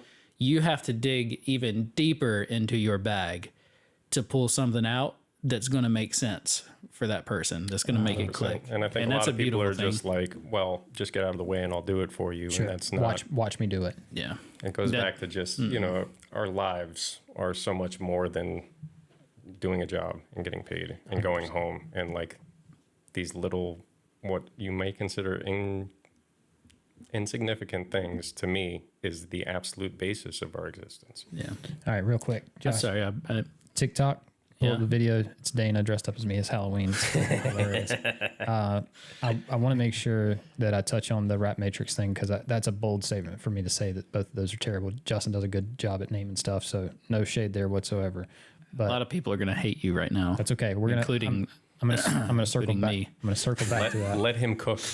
Okay, sorry. I'll let you cook. All right. So Now is a terrible time for the internet to go down. I swear to. I think that normally Justin does a really good job at finding things, naming it, and then drawing a picture in your head really clearly. I think he does a really good job at that. He doesn't need me to say that because everybody says glass. Everybody says triangles, right? There's certain things that are just, it's almost hard to avoid saying it when you're training. But he was triangles, I would argue. Yeah. Yeah. And so, and glass, I think. I mean, he's just done a really good job of that. So when it came to naming zero stretch and the wrap matrix, that is a super challenging feat. And normally I wouldn't be this critical of somebody. If he wasn't really good at doing it, I wouldn't be this critical. And normally I would have an example of something that I thought was better, and I don't. So I don't want to, I like to say all that, preface that. But the first time that it really sinks into your head that you're shrinking material around a front bumper and it happens and you're present, if you think that you can describe that, I would challenge that. I would challenge for somebody to accurately be able to describe, not just in a, because you can't be a doctor or a lawyer and try to lay out this like technical, because I've tried doing it and it's not sexy. It doesn't feel good. It doesn't sound right. It doesn't click. But the second I pick up a dang bumper pole and a heat gun and I break that corner and that thing sucks up to it just right and pretty, there's no, you can't. Yes, Lord. It is. There's nothing like it. And so it's such a shame because people have spent so much time stretching bumpers when really you should be shrinking bumpers. And that to me is exactly what the wrap matrix is. And if you can really sink your teeth into that, to you're doing it backwards, stop, flip that motherfucker upside down and ride that train around, man, it is. And so I understood, like when that clicked, like I was, because I went through the same thing. I was like, it's not a technique. If he had like the lines of code somehow in like his wrap matrix logo or whatever he puts on his products, like that would at least make the association. And it's like I think about it in a similar way. There you go, Justin. That one was for free. You can. We all have our slight differences of looking at it too. Like I haven't had a subscription to them for a little while now, but what you just said is kind of interesting too, because when I look at a bumper in certain different shapes, you said, stretching it is not the way, and maybe the wrap matrix or zero stretch is talking about like shrinking it back in. But there are certain bumpers that after the turn, it's long, and at the headlight, it's like a sharp, deep recess. Mm-hmm.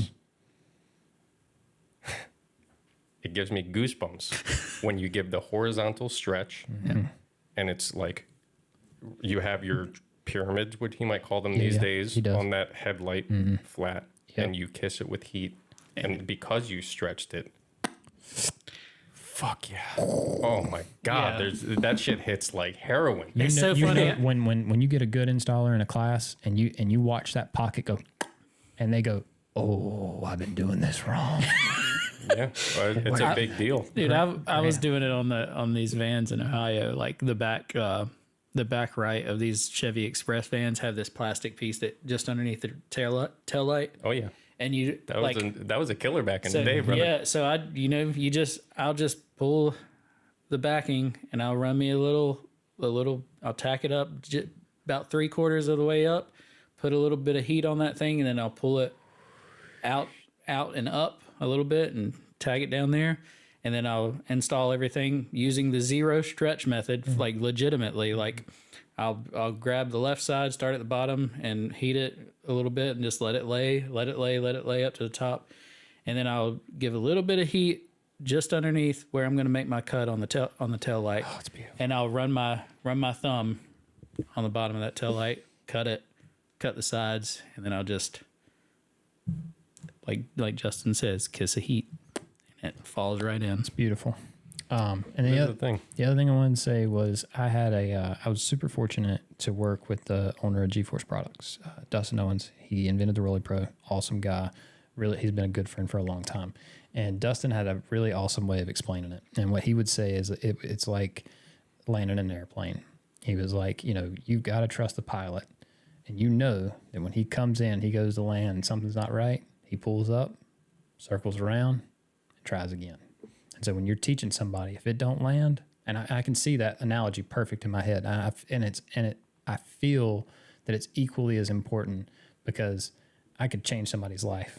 You know what I mean? Just like that airplane landing down smooth. Every time a plane lands and I'm on it, I feel like it's a life-changing event. I'm like, hell yeah, because I hate flying. The greatest, It sucks, dude.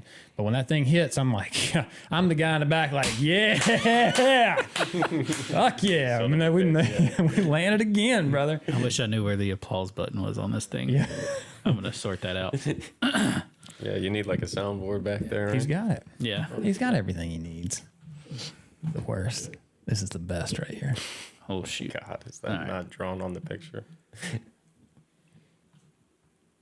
All right, let's see here. Come on. Technical difficulties. Sorry. You're the worst. This is what she thinks. All right, Scott, you ready? Go ahead. Yeah. Scott here and my brother Mike, he just bought me this rapid glider, okay?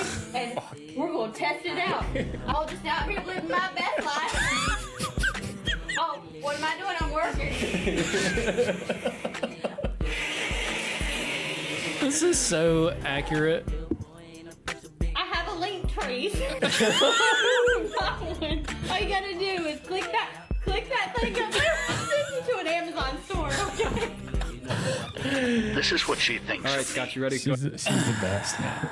So, that's all I can think. Every time I hear somebody say that, I just imagine her going, No, I understand. Yeah, now I get it. I was wondering why you were doing that the whole time. It's like, is this is like beautiful. a tick Yeah. you get going on? it is, it's kind of a tick because it throws me for a curve, man.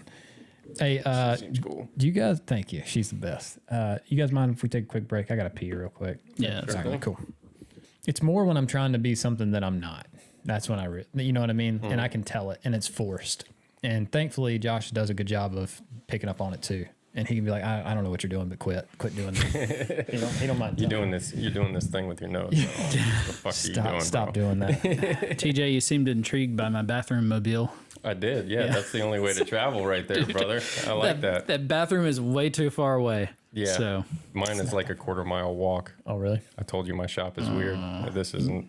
you need your scooter. I don't know if it's not show-worthy shit, but like kind of a weird spot. And they have these storage containers, and they converted one into the bathroom for like the whole wing of that building. Oh, wow. So I got to walk like all the way down and then around, and it's like literally a fucking box that they made into a bathroom, bro. It sucks. Yeah. Scooter. I can tell Electric you, scooter. like it's like it happens too often that these guys just walk right out the back door and pee. Like it just happens all like. I believe it. Like, because I think the walk is so far, but like it's not that far. But they'll just prop the back door open. But thankfully, the way it's built up over there, it's like there's this big dirt wall that wraps around the back, so that, it's not that big a deal. But just guys being dudes. right, exactly. Just little dudes being dudes. I did want to ask what brought you to North Carolina? Yeah. So you're actually better. It's been an interesting. I think leading into it a little bit, I'm curious, like to go from music. So like, were you all in on the music thing? I don't know if all in is the right word, but it was a really big part of my life. It was in my family, in my dad's house where we lived. I had some friends that were into it. We had bands coming up. So that's actually an interesting segue into rapping itself too, because Well, I figured because there's got to be a connection somewhere. You went from music to rapping, and there's really not a whole lot of parallel. I mean, it's strange, like you referenced Tanner, right? Like Tanner was rapping as his dad owns TDS. It's one of the biggest freaking rap shops in the country. I mean, but he was rapping his drums, and like, so his segue kind of makes sense. You know what I mean? yeah, it's an interesting story. It might be kind of long, and you let me know if it's lingering. But I play music. I am trying to find my way. I'm a young man. School is a weird place. My childhood was a weird one, and a lot of people have some crazy stories. Mine is up there, I would say, from the reactions I get from people. So later on, I'm playing. School is kind of failing me. Like I was that kid. I made it a point to sleep through class, and then I would wake up and ace the test as a protest to like, you're wasting my fucking time. Right. And I tested like just under getting into a higher education, like a gifted program. So I was there, and I was spinning the wheels, and I turned 16. I'm suspended. I come back. They have my withdrawal paper with my own signature on it, and they tell me I have 5 minutes to vacate the high school. It was a really kind of fucked up thing. I didn't get to say goodbye to my classmates. I went and immediately got my diploma within the week. Whoa. The same thing I'm saying, like, okay, we teach and you could get the program. Did you want to leave? In a way I did, because it's like, again, I don't know. Sounds like you wanted the option though, and they didn't give it to you.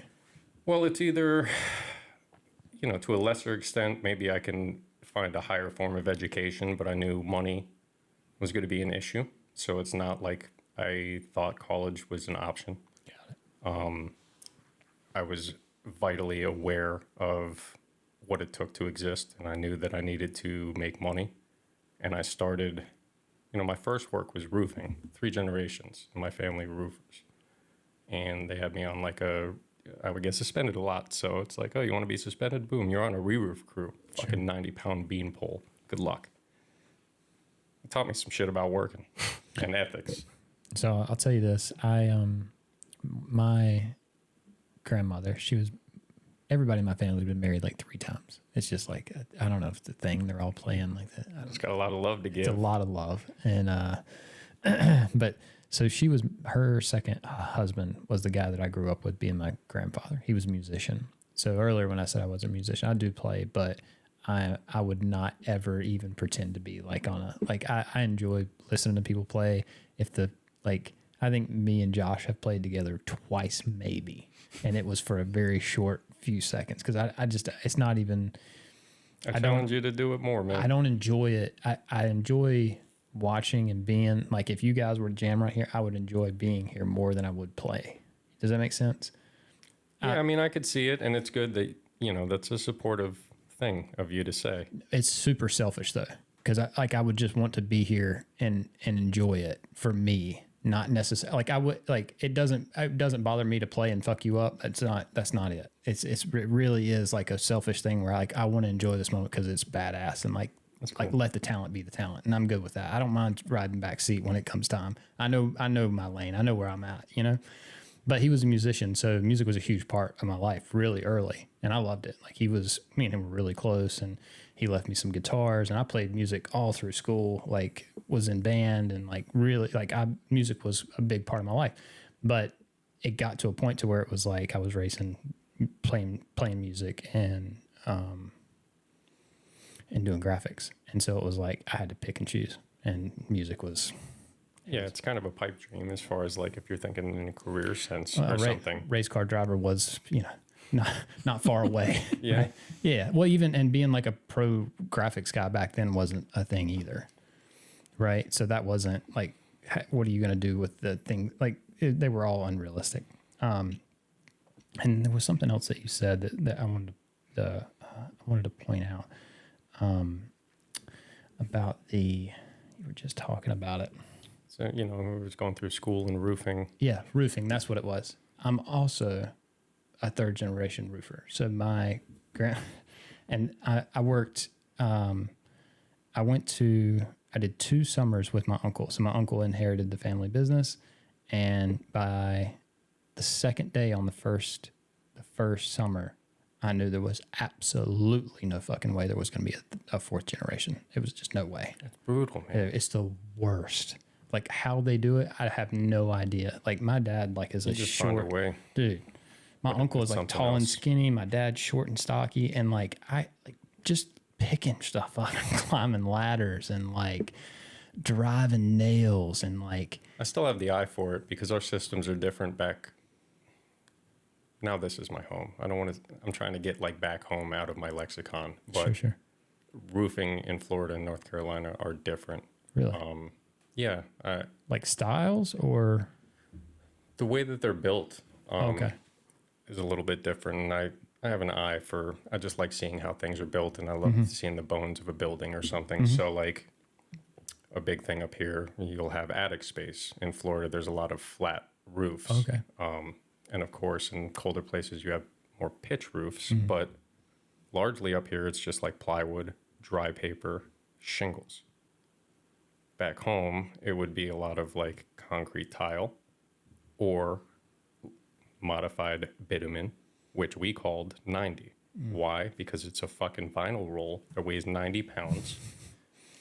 And that I knew I would get here eventually, but if you have an eye for the world, I just think it's so crazy and cool.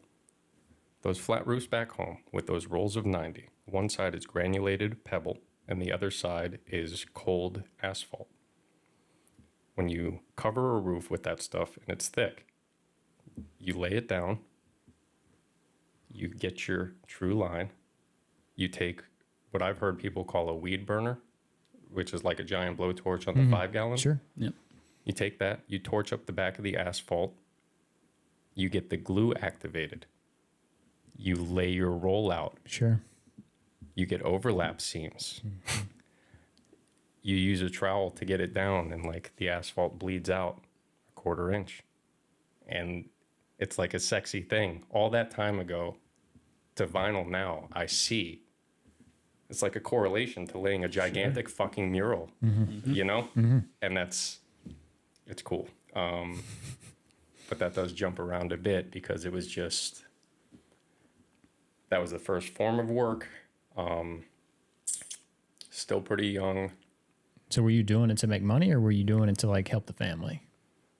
More at that time, it was to help the family and almost a form of punishment because I was that kid that kept getting kicked out of school. And it's like, well, you know, I'm a single dad and I'm working. So your ass is going to go to work if you can't fucking stay in school. Yeah, yeah. And maybe it was like a scared straight thing, but I was happy to contribute and work with my family and other crews. And I like interacting with people, man, I think. So was it your dad? It was my dad, but like the re-roof crew, I was with my Uncle Steve a lot. I remember them hazing, bro, 13, tearing off, you know, and again, like you fucking sledgehammers and spades, and you were taking it to a dump truck. And I remember 13, filled a wheelbarrow. You take a 2x4, you nail it to the edge of the roof. You bring the wheelbarrow full of concrete tile. You hit the 2x4 to tip the thing up to drop it into the dump truck. Shit has to weigh like 4 times as much as I do. I went right over the side of the fucking roof with this thing into a dump truck of broken concrete, sheet metal, fucking nails. Like, Yeah. this scar on my hand is from a job 10 years old on a roof. Sheet That's metal cool. totally dug me through. Yeah, some life lessons involved. Sure. And how you said, it's like, we come from long line hard workers. I understand. But if I'm young enough to make a choice, I don't know that this is it. Right. The thing happened in my high school. I knew I was done. I knew I was smart. I wasn't going to play. I saw my neighborhood was a weird and interesting place, and a lot of people didn't make it out of there. I like learning. I like taking mistakes from other people instead of going through them myself if I could help it. Yeah. So I knew it was important to get that GED, the high school diploma, knocked out, or it might never happen. Oh, and you probably knew that you could, right? Like it was like, I felt confident in my. I'm not a genius. Sure. But I'm not stupid. And luckily in that instance, it worked out. It took me. yeah. I went and did like their couple test things, and within a couple days they said, you're good. I took the test. I was gone within a week. Yeah. So what are you going to do at that point? Because of the music, my mentor was this fella named Evan. I don't know if I would have called him a mentor then, but he was an older guy and he was a chef. And as you're thinking about what you want to do for a living and you think roofing might not be it, firefighter was on my list. But chef was on my list. And it's like, I could tell from the way the world works, I'm probably not going to be the guy with a lot of money. But What brought on the chef thing? even if I don't make a lot of money, if you've ever experienced true hunger, like gnawing desperation, fucking, it's something else. And I thought if I got that job, no one in my life would ever feel that. Ooh. And I didn't want anyone to go through that. Sure. That was enough for me. That was my decision. Let's cook. Let's cook. So how am I going to get into that as a young guy? Knives, certain things, you got to be 18. I'm already out of the high school. So I got a job at a place So called... you were 18 thinking about that? No, I was thinking about that at like 14, probably. And at 15, I got a job at Bread of Life, which got bought out by Whole Foods. Okay. Because I figured this is food adjacent. Evan worked as a butcher. This is part of understanding food.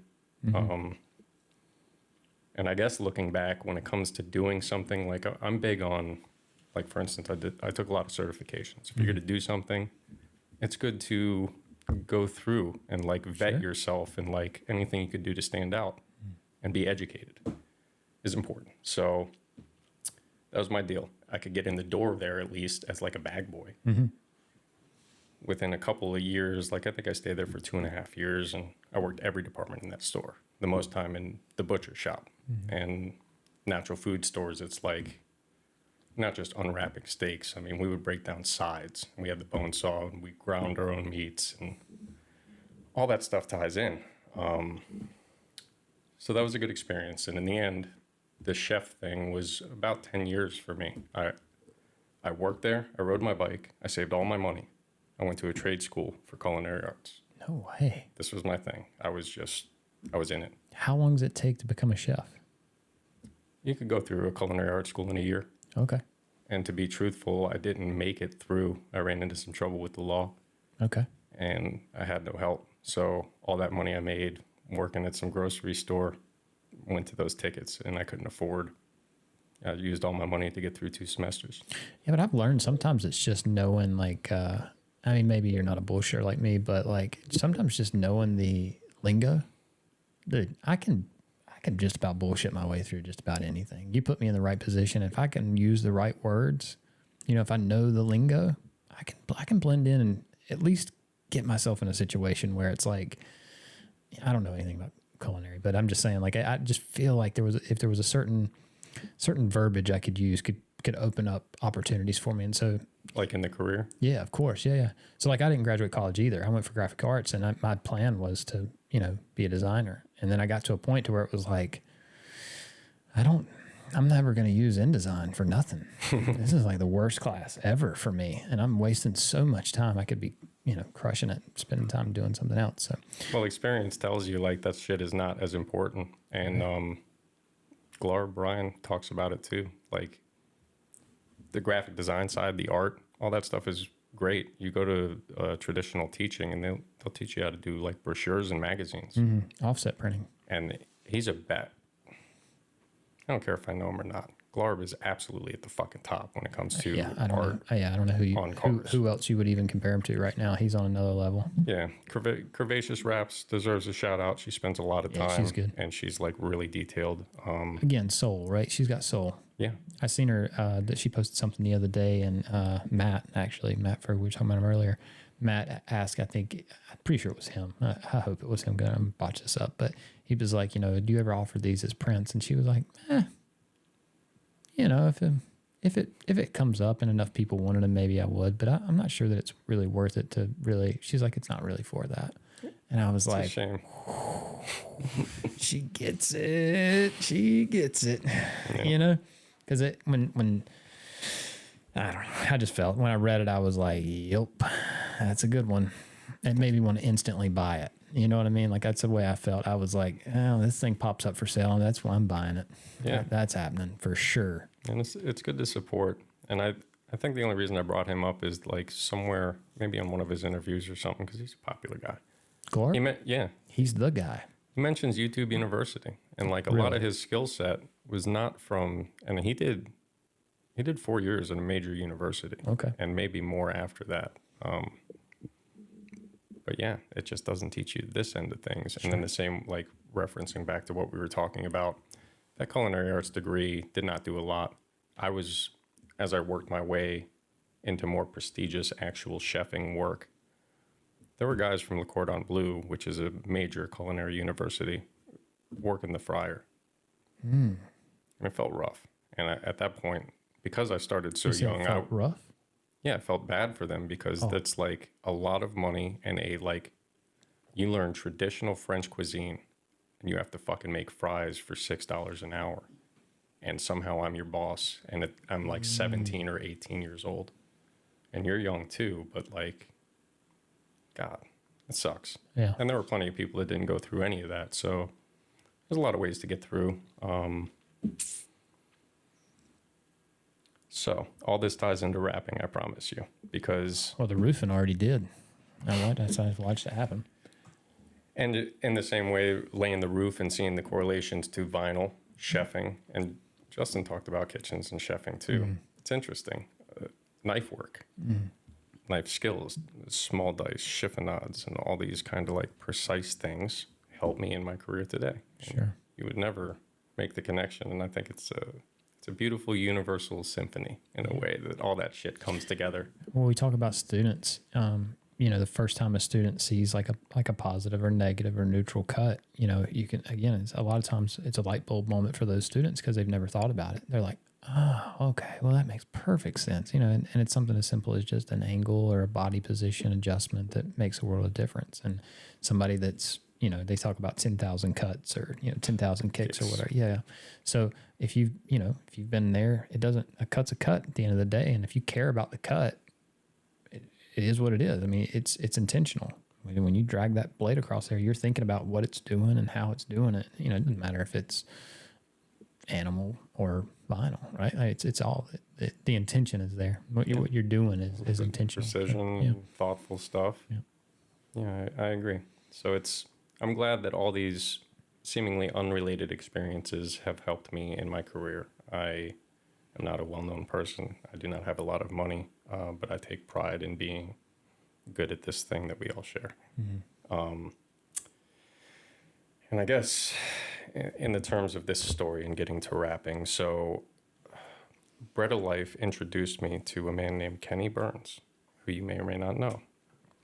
I do know Kenny. This is a wild story already. How and the hell did I we was get young to as Kenny hell. Burns? And So who introduced you again? I'm sorry. In a way, Evan Rosenthal did, who was the guy that kind of put me on this chef path. Okay. But we all worked for Bread of Life. And Kenny was a high up, and he's older than me. But So Kenny worked there as well? yeah, he came in as like a part of a management shift in the Whole Foods transition. I just assumed he had always been in graphics. I haven't heard his story either. Also former chef, pretty high end. And he's done a lot. And he's a musician too. Really? And it's, if he's listening, this is very funny. But Evan says, yeah, this dude Kenny, he's coming in and he does this work, but he plays music. He's like, I used to joke with this all the time, but he's like, yeah, he's 30 or 33. And I'm like 15. And I'm like, fuck, am I going to go jam with this old man? Like, what are you talking about, dude? Yeah. This is weird. Classic 15-year-old thoughts. And it's so funny because things could have been a lot different. But my best friend PJ, who was in a lot of these bands with me, wound up linking with him. They wound up in a band house in Sunrise, Florida. And I'm like figuring out my life. I was out of the house at 16 too, on my own. Like, really went to adulthood way too fucking fast. But I wound up needing a place to stay. And right at the tail end of that Sunrise house, getting a new house in the city I grew up in, Tamarack, and we all lived together. Kenny B was really the guy in charge of the house. And it was like a full-on bachelor pad. Everybody's a musician. And like 3 bedrooms, 7, 8 fucking guys, bro. Sharing bedrooms, sleeping in here, there, in the shed out back. Whatever, bro. Mm-hmm. And we did our years together and we played music and it was awesome. And working at TGI Fridays, there was this kid, Jeff Meserol. We became friends. He lived with a guy named Mark Dockham. I don't know. He stays behind the radar, but an absolute monster of an installer. Really the early guy. And he kind of... Where's he out of? Also Florida. He worked for Wade Davis at IGX 2000, which is like a godfather, honestly, in the industry, if you don't know his name. Put out incredible people out of there. And he kind of got Kenny into rapping in a way. Like, Kenny is we share that. It's like an analytical mindset, good business sense. He took this skill set and kind of formed this thing, and they started Axis Graphic Installations, which is a national install company. And it's largely people I grew up with in that company, like going all the way back to elementary school, some of these guys. That's crazy. So they were going their thing. I was doing my chef thing. I had to dip back to roofing for a second. My dad had an injury. But the chefing came to an end. The last place was really high-end, beautiful at the Hard Rock Casino. And that was the height of that career, but closed unexpectedly. What am I going to do? Well, Kenny, Mark, and Dustin Dunlap, those are the 3 partners of that company. Of the install company. Yeah, of Axis. Yeah. They said, we got this big job. They had like a bunch of glass windows to do. But Mark drives like a Charger. Kenny's got an Explorer. They need to get scaffolding. And I've been a pickup truck guy as long as I could help it. My first car was a Neon, which was ugly as sin. But I've had 2 F-150s since then, and I'm 41. And I keep them a long time. But it's in a pinch, it's always helped me, man. Like in your worst day, if you got a pickup truck, you can survive. Can we point out how sick your wrap is on your? Yeah, it's dope. It is sick. Well, it's up to you guys to say, but I'm glad you just said that. Yeah, man, it is sick. I like it. Like the first time I seen it, actually, I think we talked about it maybe on the last podcast. I think it got brought up because of the underlays. You don't have a full picture of it. Yeah, we looked. You're up on the podcast. It's like we did a deep Really? dive. I don't have one? Mm-mm. No, there's some pictures of you like you doing like a quick. I could be wrong.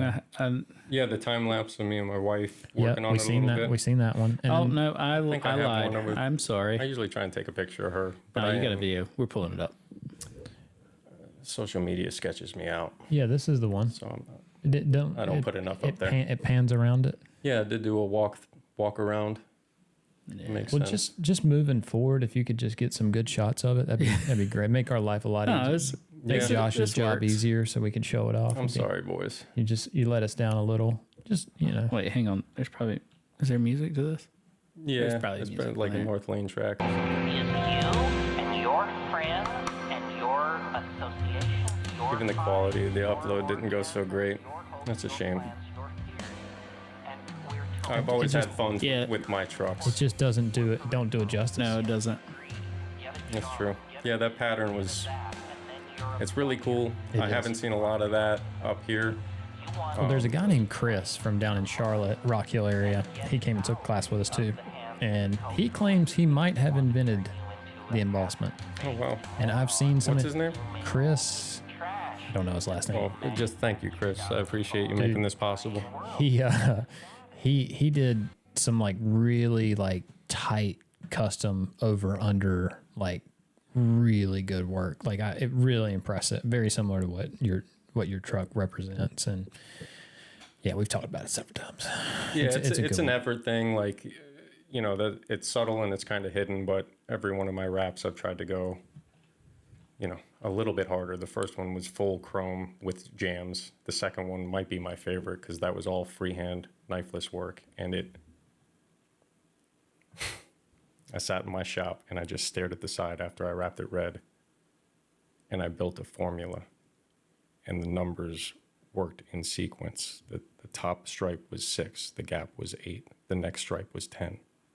The point of the scallops were equal distance all the way back and met at a certain body line and ended at a certain body line. And How many mushrooms did you take before? Was it like this is just naturally, Yeah? man. This is what Okay. happens when Okay. you leave me alone. just making sure. I didn't want to miss anything there for a second. You got any That pictures of shit it? gets me off.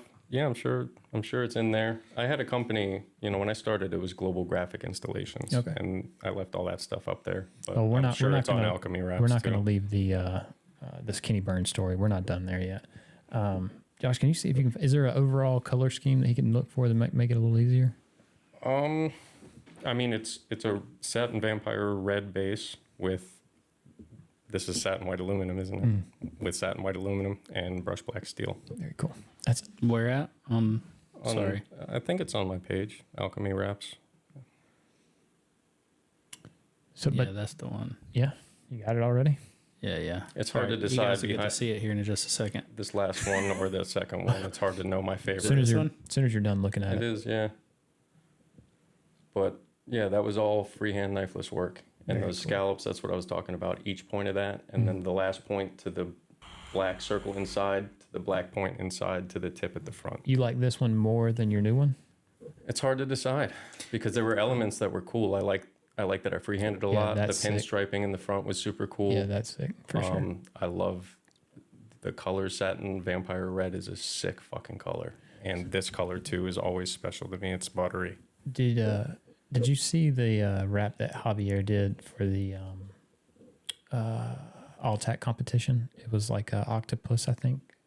I'm pretty sure I did. I don't want to botch this up, but either way, probably that wrap they did probably won't ever get the respect it deserves. I mean, they won the competition, so Yeah, but things kind of get lost in the internet. And if you're not one of those people that's like at the forefront of folks' minds, it's so funny you said, like, you guys travel for work. yeah. I had this thought once when I was in the back hills of fucking nowhere that I bet you the best damn rapper on the planet is like in a shed in West Virginia. It's here. Yeah. And none of us are going to ever fucking know it, bro, Yep. because he just puts So them down unfortunate. and gets the work. And there's a lot of people like that. And I suffer from it too. Like, I'm not online a lot. And it's like, just in my feelings or there's certain aspects of it where some folks are more comfortable just every single day blasting. And I feel like I'm not worthy maybe, or I don't know what it is, but I go through those moments. Like, I haven't posted in a minute, but there was a time whenever I wanted to post. But nowadays I'm just like, I just want to take care of my customers and make sure the money comes rolling in. And as long as they're happy, I'm happy, family's happy, I'm good. I can do this stuff, like focus on, things that I want to do moving forward and just do that. But yeah, content's been a interesting thing for it's me. a tough one. I mean, in truth, if you look at it just objectively, it probably cannot hurt you to have it out there. I mean, and there's something to be said about, even too, you guys have been in this a long time. So sometimes you'll have a customer that you literally just need to remind that you're alive. Yeah. And it's like a check-in. Like, hey, Steve, how you been? It's like, oh, I'm so glad you called me. I have like 600,000 fucking things that need to be done right now. Yep. I'm like, I've helped you for 7 years. What the fuck? Yeah. So true. Yeah. Why didn't you pick up the phone and call me? Yeah. But there's something to that about like just, hey, Touch and base. I'm here, and Sure. I have some friends that literally that's their caption. It's like proof of life. And then just like pictures of the last 10 jobs or something. Yeah. No, that's good. I like it. Yeah, there's something to I'm it. going to steal that one. My next post will be proof of life post. Yeah, my buddy Knops just did one of those. He used to be super active out of Edmonton, Canada. And now he's slowed down a lot, but that was him too. Last one. Throw Proof it of up. life, bro. Proof of And life. just a bunch of fucking pictures. Like, Yeah. I still exist. I just don't care. Social's a weird thing, man. There's a lot of psychology there that, like, you need to respect it, and it can be delicate. But I think as long as you're comfortable with who you are, be smart. Don't overshare. You know what I mean? Like simple stuff, like pictures of your truck. Like, you should be sharing that, dude. It's sick. Like, I really do enjoy it. I think it's cool. I mean, I don't know. Yeah, this last one was fun because I used Dynoc for the first time on a vehicle, and That's cool. That particular finish is so beautiful. The burnt wood, and it has like a silver metallic sheen. But is it underneath or is it on top? No, it's on top. I did the grill, center front bumper, and door pillars In Dynoc. in Dynoc. But That's cool. I know Dynoc, so I wrapped that shit in satin black, and then I wrapped it in Dynoc because I want my truck to like survive. Sure. Yeah. And when you pull it off. Yeah, that would be a fucking mission. And it was cool to experiment too, because it's a different film. Who's wrapping cars with and you Dynoc, can't do everything with it. Like, there were some parts that did not. It's so thick and it's so strong that it wound up kind of lifting up the base layer of the vinyl even too, because that's what it wanted to do. And it's not made for like necessarily wrapping. But sure, you can make it work. And it started. You're a 3M trainer. You know this story. I am. In the 40s and the Woodies and all this shit. And it's like, we got away from it. And I like to recognize the history. Yeah, me too. I think it's important. I think 3M should lean into it more. I think people have forgotten what they're paying for with 3M. I think that they put them up on a pedestal and they hold them to every single thing that they do, right? They're going to put them on blast because there's no face to the company, right? They can't point a finger. So when they just trash talk 3M, it's like this, it's Megacorp, right? So it's easy just to talk shit about them. But if they were talking shit about Mark, it'd be a little bit harder. Oh yeah. You know what I'm saying? Whereas, like Josh Culverhouse from Orifel, you know what I mean? Like he's a pretty good representation of what that company is. And my like Billy Arlon. yeah, right? yeah. Or Richie. I think Richie's another one. He's like Billy, what the fuck? but I think he that's why it's challenging working with a brand like that, because like when they do stuff that, it's like you kind of have to be a little bit open-minded and a little patient. And I see it all the time. Like I said, 3M catches the worst of it, but look back for a minute. It's like, guys, where'd all the tech come from? Yeah, they're the top. And I think I mentioned that to you. I've always been with 3M. I have every certification they offer an installer, and even with all their problems, there's a consistency to that film that I enjoy.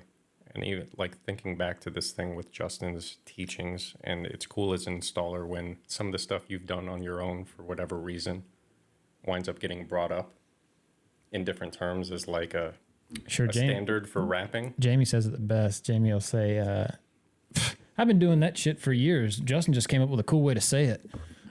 Right.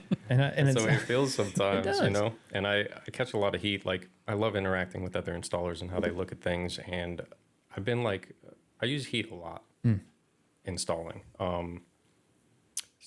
Ken does not use any heat when he installs. We're both good installers, but there's different ways. But I think mine was maybe zero stretch in a different format. Sure. Because I like the use of heat for the material to tell me where it's at in its like memory cycle. And it does a lot of relaxing. And I try and give pointers.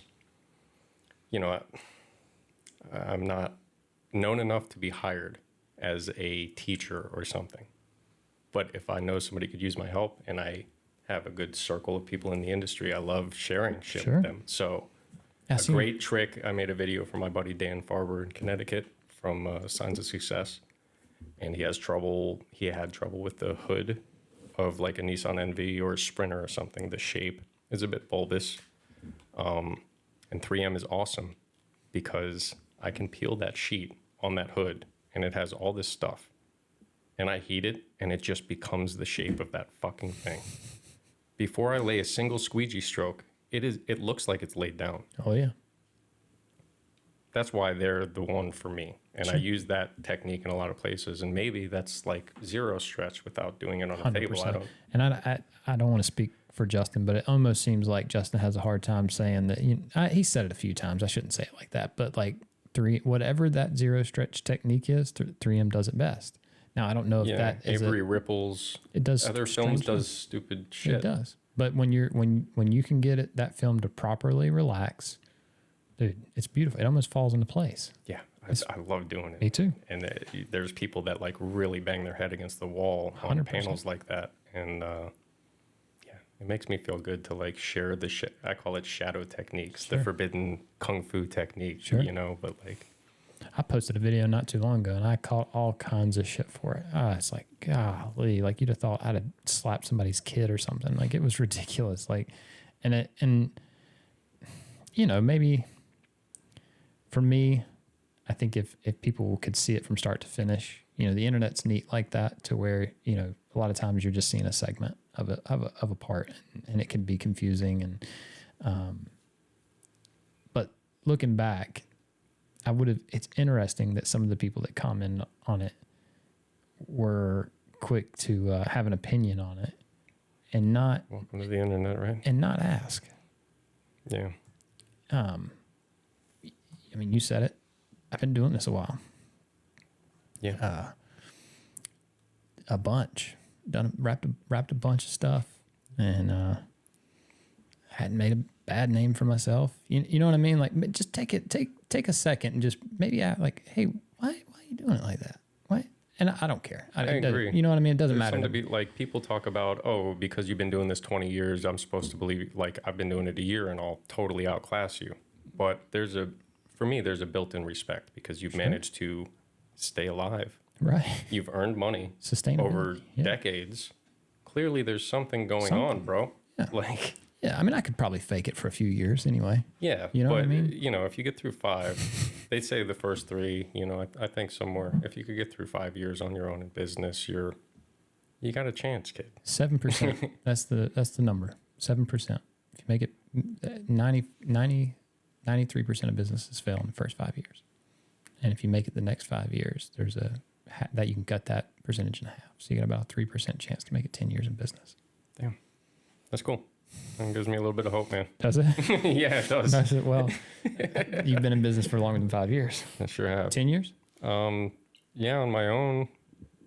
See, it's weird because it has gotten broken up with this move to North Carolina, but altogether I've run a business for at least 11. So there you go. So isn't it wild to think that some Yeah, at least 11. you know, high school wannabe chef somehow managed to fall into 3%. That's crazy. Ain't that wild? Yeah. You should be No proud business. of yourself. It's badass. No, you got plenty. You know, when you say no business, I have no business being in that category. and you can't say that. You must. Must have. Yeah. Thanks, boys. Enjoy it. Cheers. Yeah, I'll drink to that. Cheers. So anyway, I want to hear the rest of this. Kenny Burns, man. I want to. Yeah, it was wild how that all went. So you had the pickup truck. So you're loading up scaffolding. You know nothing about graphic installation. Correct. Yeah, and they just wanted it transported to the site, but as you've seen from some of the other stories, it's like, okay, I'll get it there. I get some amount of money, but here you are starting your day, and I'm not working. So what are we doing? Yeah. We're doing this, but it's not for everybody. All right, I could help though. Like, I'm already here, bro. Just let me. Sure. By the end of the day, I was slamming pants. Yeah. Bro. From there, we just fucking went off, man. And it was early times with them, and that was a really cool and exciting time in my life. I'm not, business is weird. Things kind of happen with those guys, and they're off, and they've done great things. But for a few years, we were all over this country putting in, there's levels to installation, bro. And that down in the dirt shit, buses and trains and in the yards in the middle of the fucking night, all that stuff. That was the big portion of the work, was transit stuff. We cut our teeth, and I alluded to it early. They wound up with a contract for Coca-Cola in Maryland in the winter. A bunch of Florida boys, 40 days out there. And we basically had the whole floor of a hotel, and even some guys, there's a late guy that we all love, Johnny Meserol, and he was part of the crew. Nothing to do with install, but you need laborers and help. And Yeah. Somebody's got to pick up the trash and wipe the windows down. All the stuff. life of the party kind of fucking Yeah. guy, bro. He is so shot out. Mm-hmm. And makes for such, you can't help but smile around this dude. Sure. And, yeah, just a gang of us getting after it and work really hard and then play pretty damn hard. Yeah. Yeah. And together and doing this insurmountable task. Somewhat creative, but that was early times. Commercial work, Sure. liquid lamp, pre-mask, Down and dirty, semi-truck baby. rivet, fucking 10 Slam and degrees jam. outside. Yeah, dude. But still, it was a great time, man. Yeah. And I mentioned a lot of those guys I go back to elementary school with. Yeah. Danny Gonzalez and Matt Florio, his brother, worked there for a while. They got a hell of a crew. So yeah, Kenny B brought me in, and now he's the chair of PDAA or something. I know. That's cool. That's And why I he's said got- it's kind of He's got all odd. kinds of businesses, man. Yeah. And we go back a lot. Like I said, I'm 41 now. I think I met him when I was 15. So is that business still together? Is that a business the Access? yeah? Yeah, they're still going. I don't know, now if it's maybe handed off a little bit because I'm not as close with them. I don't really know the inner workings, but I know it's still going on. And I know that the kids I grew up with that are part of the crew are still out there knocking it down, but they've spread. It was in Florida, and now it's this national thing. They all Really? pick places in the country that sounded cool and moved there and just set up versions, That's or cool. sister companies, but it's all one banner, Yeah. Hell of a way to look at this thing. And the evolution of our industry. I mean, yeah, it's cool to see how people attack the problems and the business structures and which avenues you can attack. Oh yeah, because it's endless. I mean, you can. Oh yeah. You could easily go to work for a company. You can, buy into companies. You can start your own company. I mean, it's just. And then there's the breakdown. Really, I look at it as three elements to our wrap game: is the design, the production, and the installation. So each one of those can be its own industry or under the same pirate flag. Mm-hmm. None of them are right or wrong, and it's Dude, cool. I've met some brokers. There's a, you know what I mean? Some that they don't It's do a it. great thing. It's unreal, dude. Those God, guys. I dream about doing that shit. Are you kidding me? There's a. It's boop, boop, boop. Oh, you're here? Cool. Can you do this? Great. Yeah, fuck. Where's my check? I know listen, if you're listening, I know you put in some work. Yeah, there's an art form to it, right? They do their thing. But Oh, I know. Oh yeah. Yeah, you feel some type of way on a job site. Who's this guy? Oh, shit. What does he do? Oh, man. Yep. just another one in the line. Because you could have as a contractor, freelancer, wherever you're at in this game, 5-6 levels between you and the customer sometimes. Yeah, I think the one that gets brought up a lot right now is Miranda. Are you familiar with Miranda? I think it's Sticky Logistics. I think is the name of it. Yes. I see. Man, I hope Alex is okay. Alex Parker, I think, is a partner with her in that, and he's one of those, like, I respect the hustle, but I feel bad, and I have a heart for the people that think that that's just what your life needs to be. If you're not working 20 hours a day. I don't know the story. Y'all are going to have to catch me up. He just worked. They bust ass. They just worked their asses off. I think he had some medical, like he had some issues going that happened. But I don't know if it's directly related. I just happen to be like friends with them on Facebook, and it's like you can see he's literally like passed out in the lobby of the shop, and it's like, man, I love this guy because he grinds and he makes all this happen. And then you hear, we're still young, and there's some real to that. I kind of mentioned this a couple of times through this interview, but be enthusiastic about your profession. Take this shit seriously by all means, but this is not all that life is. It's funny because I was just talking to Scott on the way back down here. Like, me and Scott have a really bad like habit of working through the night if we're on a project, and especially if we feel like it needs to be done. What ends up happening is if he goes, I go. Yeah, that's the thing about a team. And one of us isn't gonna tap before the other, right? Yeah. How can you, right? But last night we did good. We got out of here at 5:30. It was on the way back. He was like, "Hey, when we get back, we're unloading the truck. We're cutting out." Yeah. Cool. Perfect. Proud of us. Let's do it. I hope you can more in the future. Like it's great. Sure. You got to get after it. We got to take care of our people, and there are times and places for everything. But making it your default setting is a very dangerous thing, and I am not a fan that it is a culture that's recognized and applauded, because that's another one looking back. Where I came from, not everybody made it out of teenage years, and then as life goes on, there's more, and like. Nobody is like, man, I wish I would have knocked out one more van, or I would have taken another shift at the restaurant. When you can't tell these people in your life, I can never talk to them again. I can't get that fucking time back. And chefing was like a lot of that too. It's you close, you're there till 3 a.m. You sleep when other people are awake. You work on the weekends. You miss every fucking holiday. You get into the thing. You got to be a grinder. You're a hustler. You're doing overnights. You're doing weekends too. You know. And look, when you look up, a lot of those people are not like, I was able to buy like, they're financially kind of close. They might have like a couple of things, but right.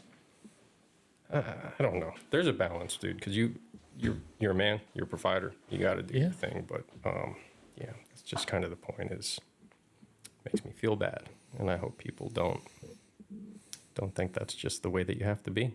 I mean, that's. Moving to North Carolina, that was a big culture shift. South Florida is like a hustler fucking state.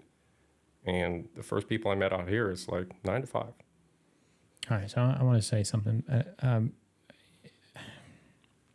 It's important for you not to take on that responsibility. And what I mean by that is, and this is controversial too. So people get to make their own choices.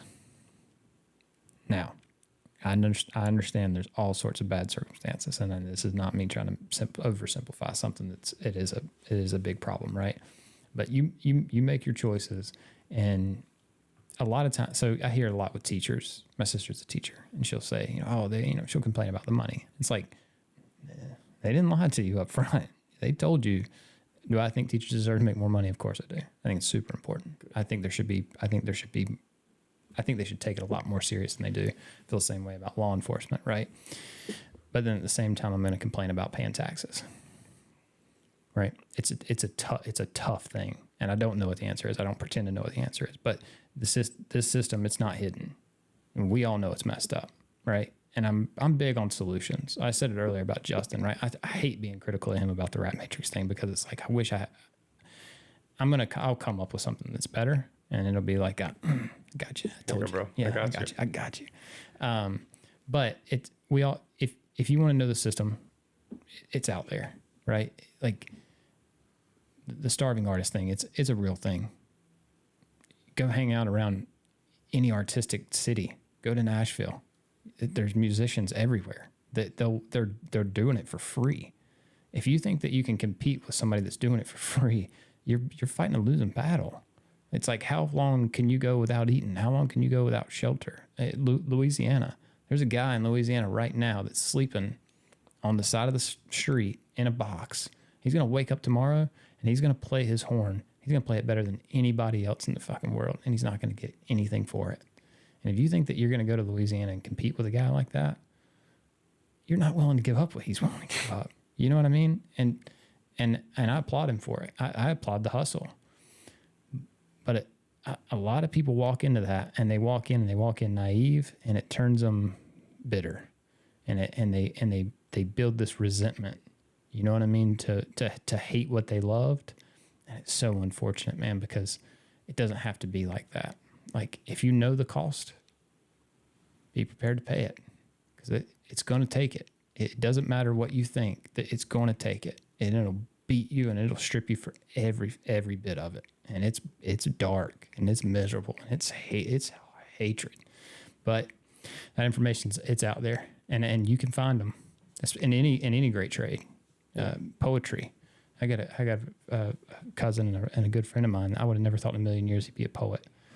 And when he talks about selling poetry now, it's the strangest thing in the world. It's a whole story. Like, he's like a frat boy, and like, what are you doing writing poetry? I thought it was a joke. When he posted this thing up for the first time, it was like, I texted him, I'm like, you better not be fucking with me. Like, I'm gonna buy it, but you better not be. This is not something to joke around about.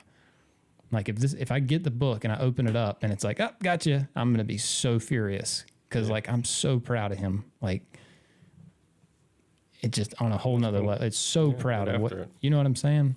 Sure. And then to talk to him about it, and he's like, I don't even want to talk about sales, and like, like, it's like, but if that's what you're gonna do, you need to know it. You need to go. And I asked when we talked, I'm like, dude, have you been down to a local poetry like night? And he's like, I don't know, man. Those guys, they're not gonna like me. I'm not gonna fit in. And that's so strange for him, because he fits in everywhere. He's a great dude. He really is a good dude. But he's scared of the culture, and it's a strange thing to see somebody go through, especially in poetry in 2025. Yeah, in my opinion. I mean, the community is probably pretty accepting. You would think, and he's scared to death of it, to be a poet in 2025. He thought he was going to get ridiculed from everybody. It's so strange, dude. But he's probably right. I mean, like I said, like, I hit my stance on like how I took that in could have been offensive. He could have been like, dude, why can't I be a poet? And our relationship's good enough. I think that he didn't take it that way, but it was shocking to me, and like, so anyway, but my suggestion to him was like, man, I think you need to go down there, and you need to see, like, if it's something serious that you really want to, I don't know if you know what you're up against. Like, if it's a hobby and you're passionate about it, cool, then let it be that. It doesn't have to be all the other stuff, and you don't have to make a living at doing it. But if you think that you're going to, you need to really. Yeah, you do have to put in the work, especially them early times. Dude, like, it when you're that passionate about something, it is dangerous. It is dangerous. Yeah. Because when you start off down that, it will, if you allow it, it'll take everything from you, everything, and what you used to love, you'll become to hate it, and you'll resent it, and it'll ruin your life.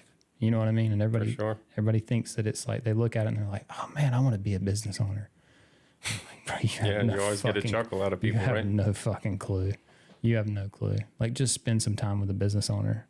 Find one that's failed over and over. I mean, they're an addict is what they are. That's what they turn into. I believe that. They're hungry for it. That, you know what I mean? They want the high of the experience. They're not a true entrepreneur. They're not one that really wants to organize and make a business. They're looking for a fix is what they're doing. Not a solution, but a fix. Oh, you know what I'm saying? Man. And it's scary, dude. It really is, because you watch those people go down that road, and it's like it's almost like a self-sabotage thing. It scares. It really does scare me. So anyway, I know that was a little bit of a tangent, but it's a soft spot for me because we're all here for it. Yeah, because I want to see people succeed and I want them to be passionate about stuff, but I don't. It's a shame. Like, I've never heard you play, so I don't know. Would love to hear you play. Hope to hear you play. Yeah, maybe we'll get a chance somewhere in life. A little jam sesh. You know 100%. what I mean? Hopefully I remember how to do some of this stuff. It really has been a while since I touched it, man. Just drums though? You never? I know how to play guitar. Yeah. But yeah, I know chords and stuff. I wouldn't describe myself as a guitarist really. Gotcha. And I sang for a little while, especially that kind of stuff. I'm into that. It's cathartic. Yeah. I recommend it. You get a chance to go to like a hardcore karaoke place and just let that stuff out of you. Is that a thing?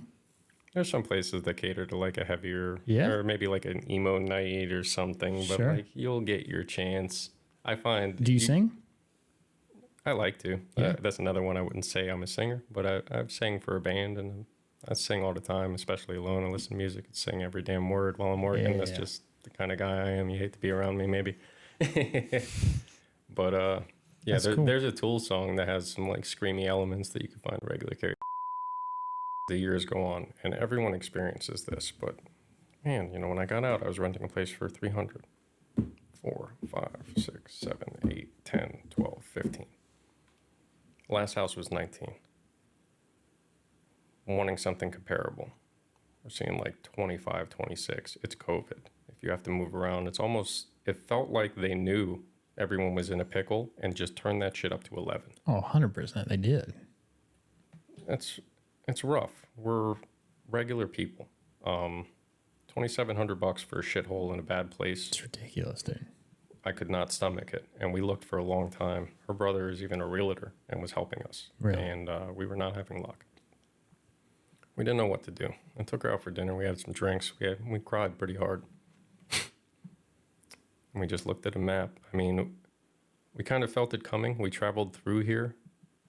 Asheville was on my radar. I like that area a lot. It's a sick area. But from an opportunity standpoint, I wasn't sure about being there and being able to do what I do. Yep. So we landed on the Raleigh area, and we have nobody here. So that's a pretty big gap between Burns and your wife, Kenny Burns. You working with Kenny Burns, and then you getting married. Yeah, a big gap. Yeah. We've been together 5 or 6 years. Forgive me, honey. We got married this year in April in Asheville. Very cool. That was great. In Asheville? Yeah, Swananoa. Very cool. Yeah, I understand they didn't do so good with that last storm. It's kind of sad, but Yeah, it sucks. it's a beautiful spot. Yeah. And it's funny because Glorb's bachelor party was out there in Black Mountain too. Really? Yeah. In North Carolina? Yes, sir. No chance. We were out there on, I think, Beach Mountain. Yeah. Just shredding the gnar a little Yeah. bit. Why would he pick North Carolina? He's got some buddies out here. Oh, does he? And more of them are moving. It's a bit of an exodus, man, from that area. So you're saying there's a chance we could get him up? We could catch him at the right I time? mean, it's every fucking chance Yeah. I get, brother. Let's go. Trust me. Let's go. And he's a digital guy. He can get by, man. Yeah. You can carve him out a little corner here, bro. Move right in. Come on with it. Just got to work on Kelly. Yeah.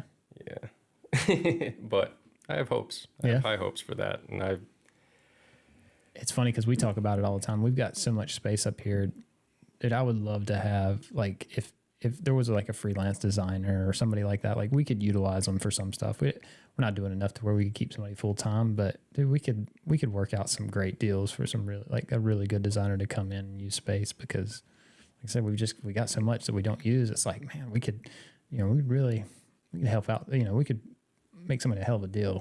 To have a pretty badass space. And there are guys out there, and I know there's unknown probably guys out there that really crush it, and I'm a huge fan of that. Glorb, he had a shop in Oakland Park. Mm-hmm. I lived right across the street, and I didn't know him. And my first version of the truck, solid chrome. I wake up one morning, and that's like fucking 6:30 something. I'm like Mr. Go-Getter, bro. I've been grinding. Nobody gets up before me. I'm gonna crush this shit. That was my mindset. This fucking asshole was there before I woke up, put his card in my door, in the window. The Glorb design, and I'm like, this person was at my home this early. Who the hell, like, just something about that day. I had a hair up my ass. I'm like, I'm that guy. You're not that guy. Yeah. And when I cross, I'm like, is this you? Yeah, man, what's up? You know, then he explained he's kind of design, but, you know, he's partnering with an installer there, and he loved the truck and just wanted to meet, and like gangbusters, bro. We've been very thankful to have met that guy. It's inspirational to watch him work. We've done some great things together, dialing in his process with wraps and how these things are going to fit. And like some of the struggles, even with some of those cars as that was going in, like they don't necessarily, these designs that meet at every corner, they're not all just going to go that way, bro. It is quite a process For sure. to install that stuff. I love the challenge of it. Yeah. I really did. It's sick. Like some of the designs out of this world. Yeah. Yeah. But the execution. That's what Everybody coming together on Right. it. I mean, that community aspect, it's a beautiful thing. And, you know, having done that work for a while. So you two worked together for a little while. Absolutely. Yeah. He had that shop, and then he went to another shop, and he came to, you know, I like spending time with him. I loved what he was doing, did some work. We really kind of clicked. And then I became kind of a guy. I heard he even said, you know, if you're going to do something, you got to use my guy. And he's Yeah. like, So I want to tell you, so I started to say it earlier, but I wanted to tell you. So I reached out to him for design work, right? Because he's the guy right now. And I'm like, okay, we need some banners in the shop. So I'm going to hit him up. He's like, of course, dude, let's take 5 and talk. I was like, cool. Got him on the phone, went back and forth for a few minutes. I bet we talked. I'm a talker, so I'll round up here. I'll be fair. We talked 5 minutes about design, and I bet the rest of it was about you. Like he just That's thought not right. He thought so highly of you, dude. It was unreal. I was like, what is going on? Like, and it, you know, I called him about a design, like for him to make. I was gonna pay. You know, I'm willing to pay him. You know what I'm saying? Like, but he's like, oh yeah, no, we'll figure that out. But first, let me tell you how cool TJ is. Fucking A. And so when I got off the phone, I was like sitting there, and I'm like, and Josh even asked me, he was like, hey, is Gar going to do that design for us? I was like, I think I'm pretty sure he's willing to, but. Shit. There's a few things I got to do, and Josh's like, "What the fuck are you talking about?" I was like, "I gotta call TJ first." He's like, Who the hell is this guy, right? Well, I knew you, so when he referenced you, I was like, "Oh yeah, no, I met TJ. I think it was RapsCon 2022, 2023, something. I think it was 2022." And I was like, "Yeah, no, yeah, we met TJ. Super nice dude." He's like, and he was like, "We'll call him." I was like, "Okay, cool, yeah, I'll call him." He was like, "No, really, touch base with him, like." He's a great guy, and he's even better installer. And like, he's right in your back door. Like, you should be taking advantage. And I was like, He's right where? he's right in your back door. Yeah. Like, just call him. Yeah. Just call him. And I'm like, okay, yeah, I'll definitely call him. You know, because we're always looking. I mean, with the installation company, especially in racing, we, you know, kind of like you were talking about with Jamie, we have a busy season. Essentially, when the teams get back in November. To the time they leave, there's always something in Charlotte to do. It's just nuts. And Raleigh, and then there's a couple, like you get down past like Charlotte and South Carolina, so like Fort Mill, like down towards that way. You get to this point where it's just, it's not worth it for some guys to make the travel. Sure. You know what I mean? So it's like I always hesitate to reach out to the Raleigh folk because it's just it's like a 2.5 hour drive. You know, depending on which side of Charlotte we're on, it's at least a 2-hour drive anyway. You know what I mean? So Yeah, because we're used to making that travel, like hour and a half part of it. there and then back to Charlotte. Nothing for us, but like we know everybody doesn't want to drive an hour and a half to. Or they want to be paid for it. They want to be compensated for it, and I don't blame you. Hey, you know, and I'm not saying that you're that way. And actually, it was looking back. Michael from Atlantic. Yeah. He mentioned he had said the same thing. Hey, reach out to you, and it just I don't know, it just never worked Glad out. I Never linked with aligned. them too. Yeah. They're great. Him and his dad. Yeah. They put me up at the house, and Think highly of you. You know what I mean? And like, I'm very thankful because I would never speak that way about myself, and I'm glad that I've come across people that do. You know, I'll tell you this, you should be really thankful for it because you don't promote yourself at all. Like fucking zero. So those guys are really doing the work for you. And it's kind of the best case scenario if you think about it. You know what I mean? Like how else would you want your business represented than other than the best in the fucking industry out there screaming from that hills, please call this fucking guy, he's a rock star. yeah, it's pretty baller. You know what I'm saying? Yeah. So it was like, yeah, I had to call. Not just because Glarb threatened to kill me and shoot me and drag me out. I was like, really need this banner design. I was like, dude, I got to hit him up. I'm missing something, you know, because cool only gets you so far. You know what I mean? Even though you look cool too. Like, so you fit that, you know what I mean? Like I could see us hang. I could see giving you a chance just based off those two things. He looks cool. He is cool. I've met him. Now he's getting all these recommendations. Fuck, now I gotta call him. I gotta hit him up. I gotta see what it's about. Like what am I missing? And you're humble and as far as I can tell, kind is I certainly try. You know what I'm saying? So it's cool. It's fitting. And I don't think that they would. Oh, Ken had nice stuff to say about you as well. You know what I mean? Like, so it was just, I don't know. It was inevitable. It was going to happen. I'm thankful that it is, with the local guys too. Yeah. I'm thankful for that because it's been tough breaking through, and I'm certainly glad for it. And yeah, when it comes to Ryan, it's funny. That story is fucking hilarious. First of all, and I absolutely love him for it. And we've been through the shit. Yeah. I mentioned it's still kind of early for him, dialing in those processes. I like the analytical thinking. Same way early with Kenny, thinking about the way that company would run. I like being a part of that. And the puzzle mentally. Glarb's thing, the puzzle of that mentally, but then it became, we went through things in our lives. Sure. We were there for each other. And I have a thing back home. I do sometimes think about, I wish we could have found a way to stay because I have a group. We have a group. We refer to it as the rap standard. For a time, I used a hashtag that said conspirators, not competitors. And because of the contract work, I viewed the industry through that lens, where some people it's like, I am the base to come for everything to do with this, so there's different ways of looking at it. And that's important to me. And the 3M training introduced me to some great people. I'm thankful that I went through Geek Wraps. From a training standpoint, Kathy and Kenny, being the people I went through, I have to shout them out, and I'm very thankful because to this day, I buy their squeegees.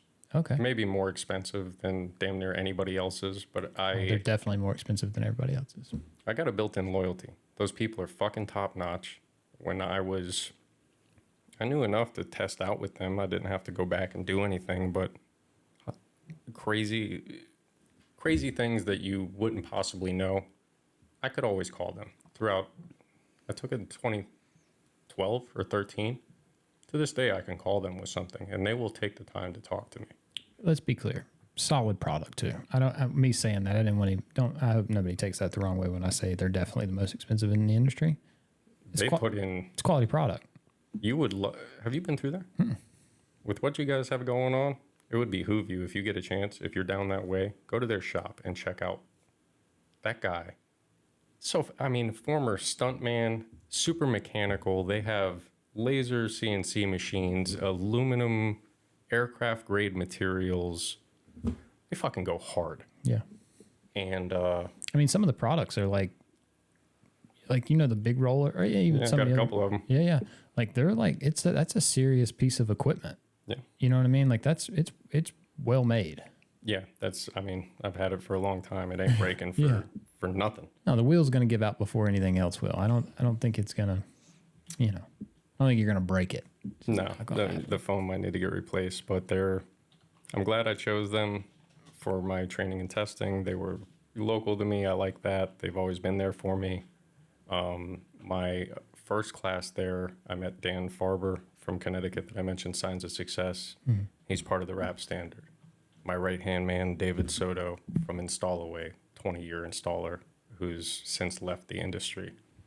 My brother, he took pictures with my family at the wedding, Oh, that's cool. Glarb, Javier Dominguez, Rush.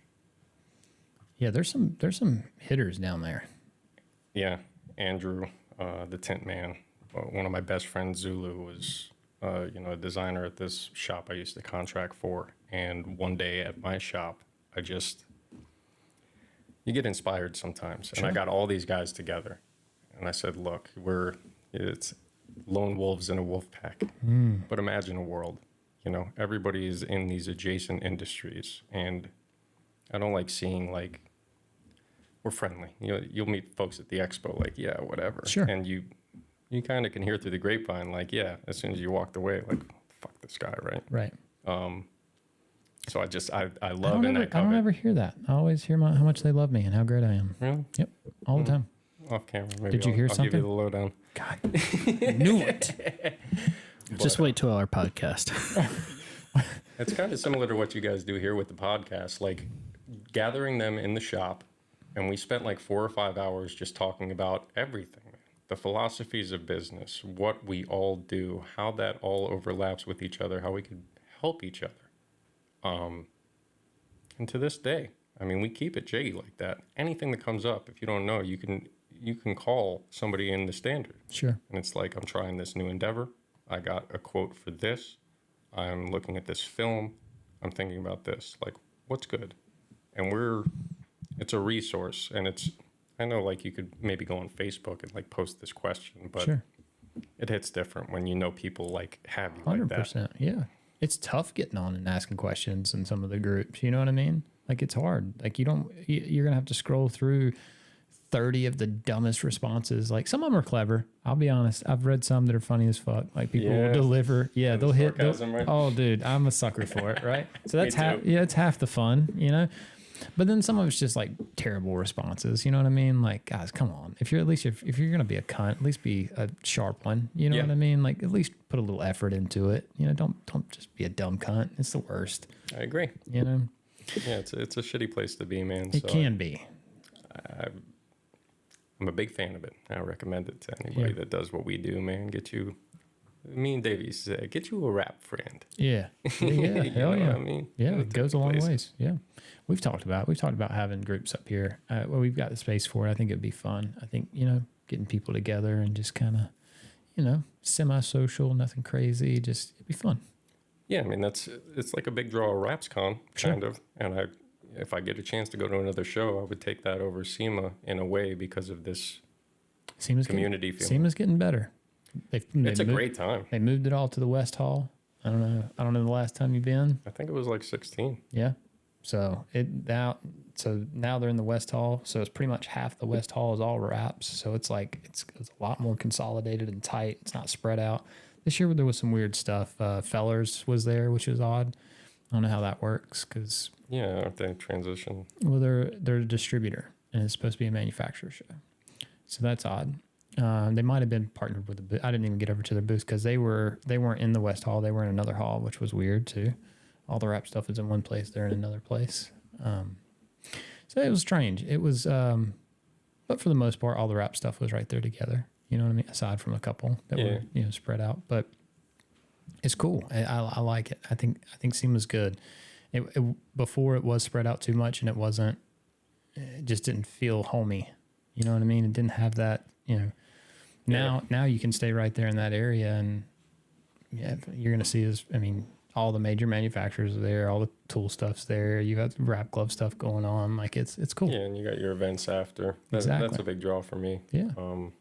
It's just mixing it up. You meet some great people, and you stick around as long as you guys have. You kind of know, it's weird. You shake a hand with the guy, and 5 or 6 years later, something comes of that.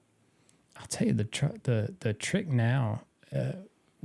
Because of this, there's a lot of people that I ran into this year that we've kind of built a little bit of a relationship.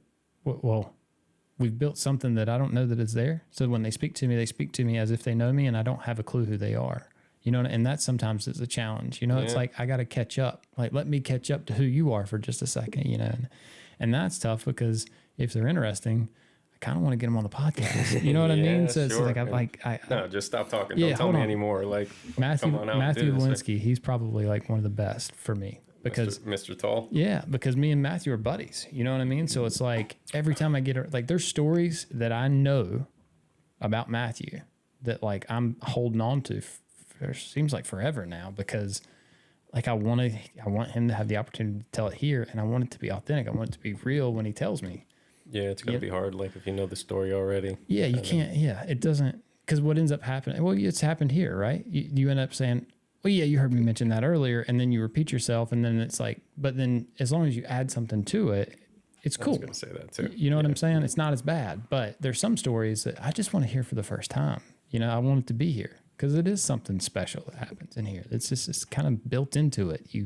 It's hard to get to them all. Like it's funny what you have in your mind. Like so many weird jobs that came along the way, or these people you were with, and yeah, I don't know. Yeah, we could just in your story there when we were talking about, we went from Kenny Burns to then you moving to North Carolina. We could have easily jumped right over Glarb.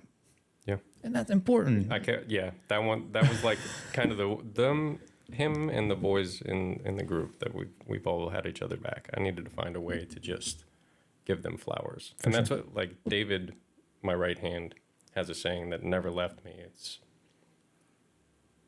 give the flowers while you're here, in reference to, like, don't wait to drop them on the casket. Sure. Yeah. And sometimes, men, like, lose that a little bit 100%. In our machismo, right? So me and Josh talked about it earlier today, actually. Like, I've gotten to this place where I'm just going to say thank you. And I know you might not like it, and it might feel mushy, and the timing might be bad, and like, or I might say I appreciate you, and you might think that, like, dude, you don't have to say that. Like, I'm just gonna do it.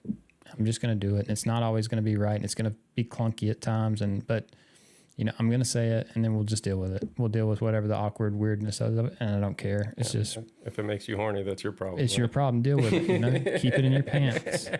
It seems like older guys, like they make it even harder, like, I reference Molly a lot just because I work with him, at least once a month I'm seeing him, and he's an old school guy, and it's hard to thank him because he's like, ugh, shut up.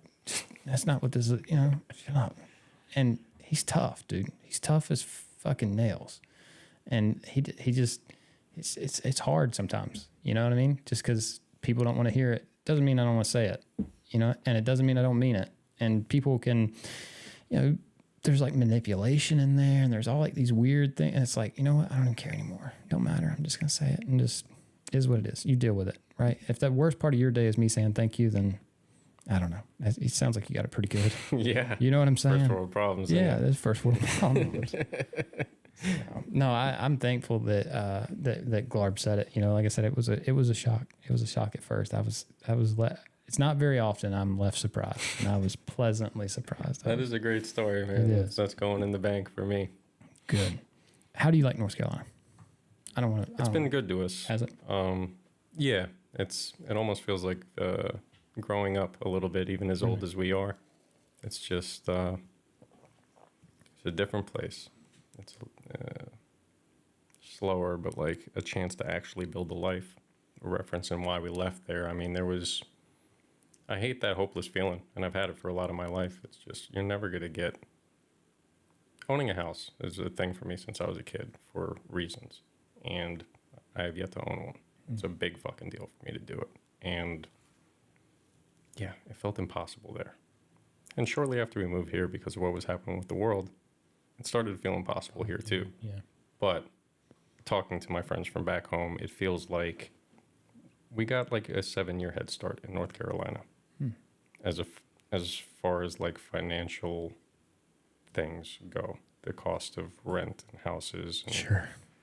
certain aspects like that. That's the way it feels to me. So I got a chance to kind of like get ahead a little bit, and we have been absolutely like, we moved here, we want to learn about our new home, try to go out, check out the cities, enjoy downtown, do these things. I wish we could do more, but we've definitely walked that back a ton. Sure.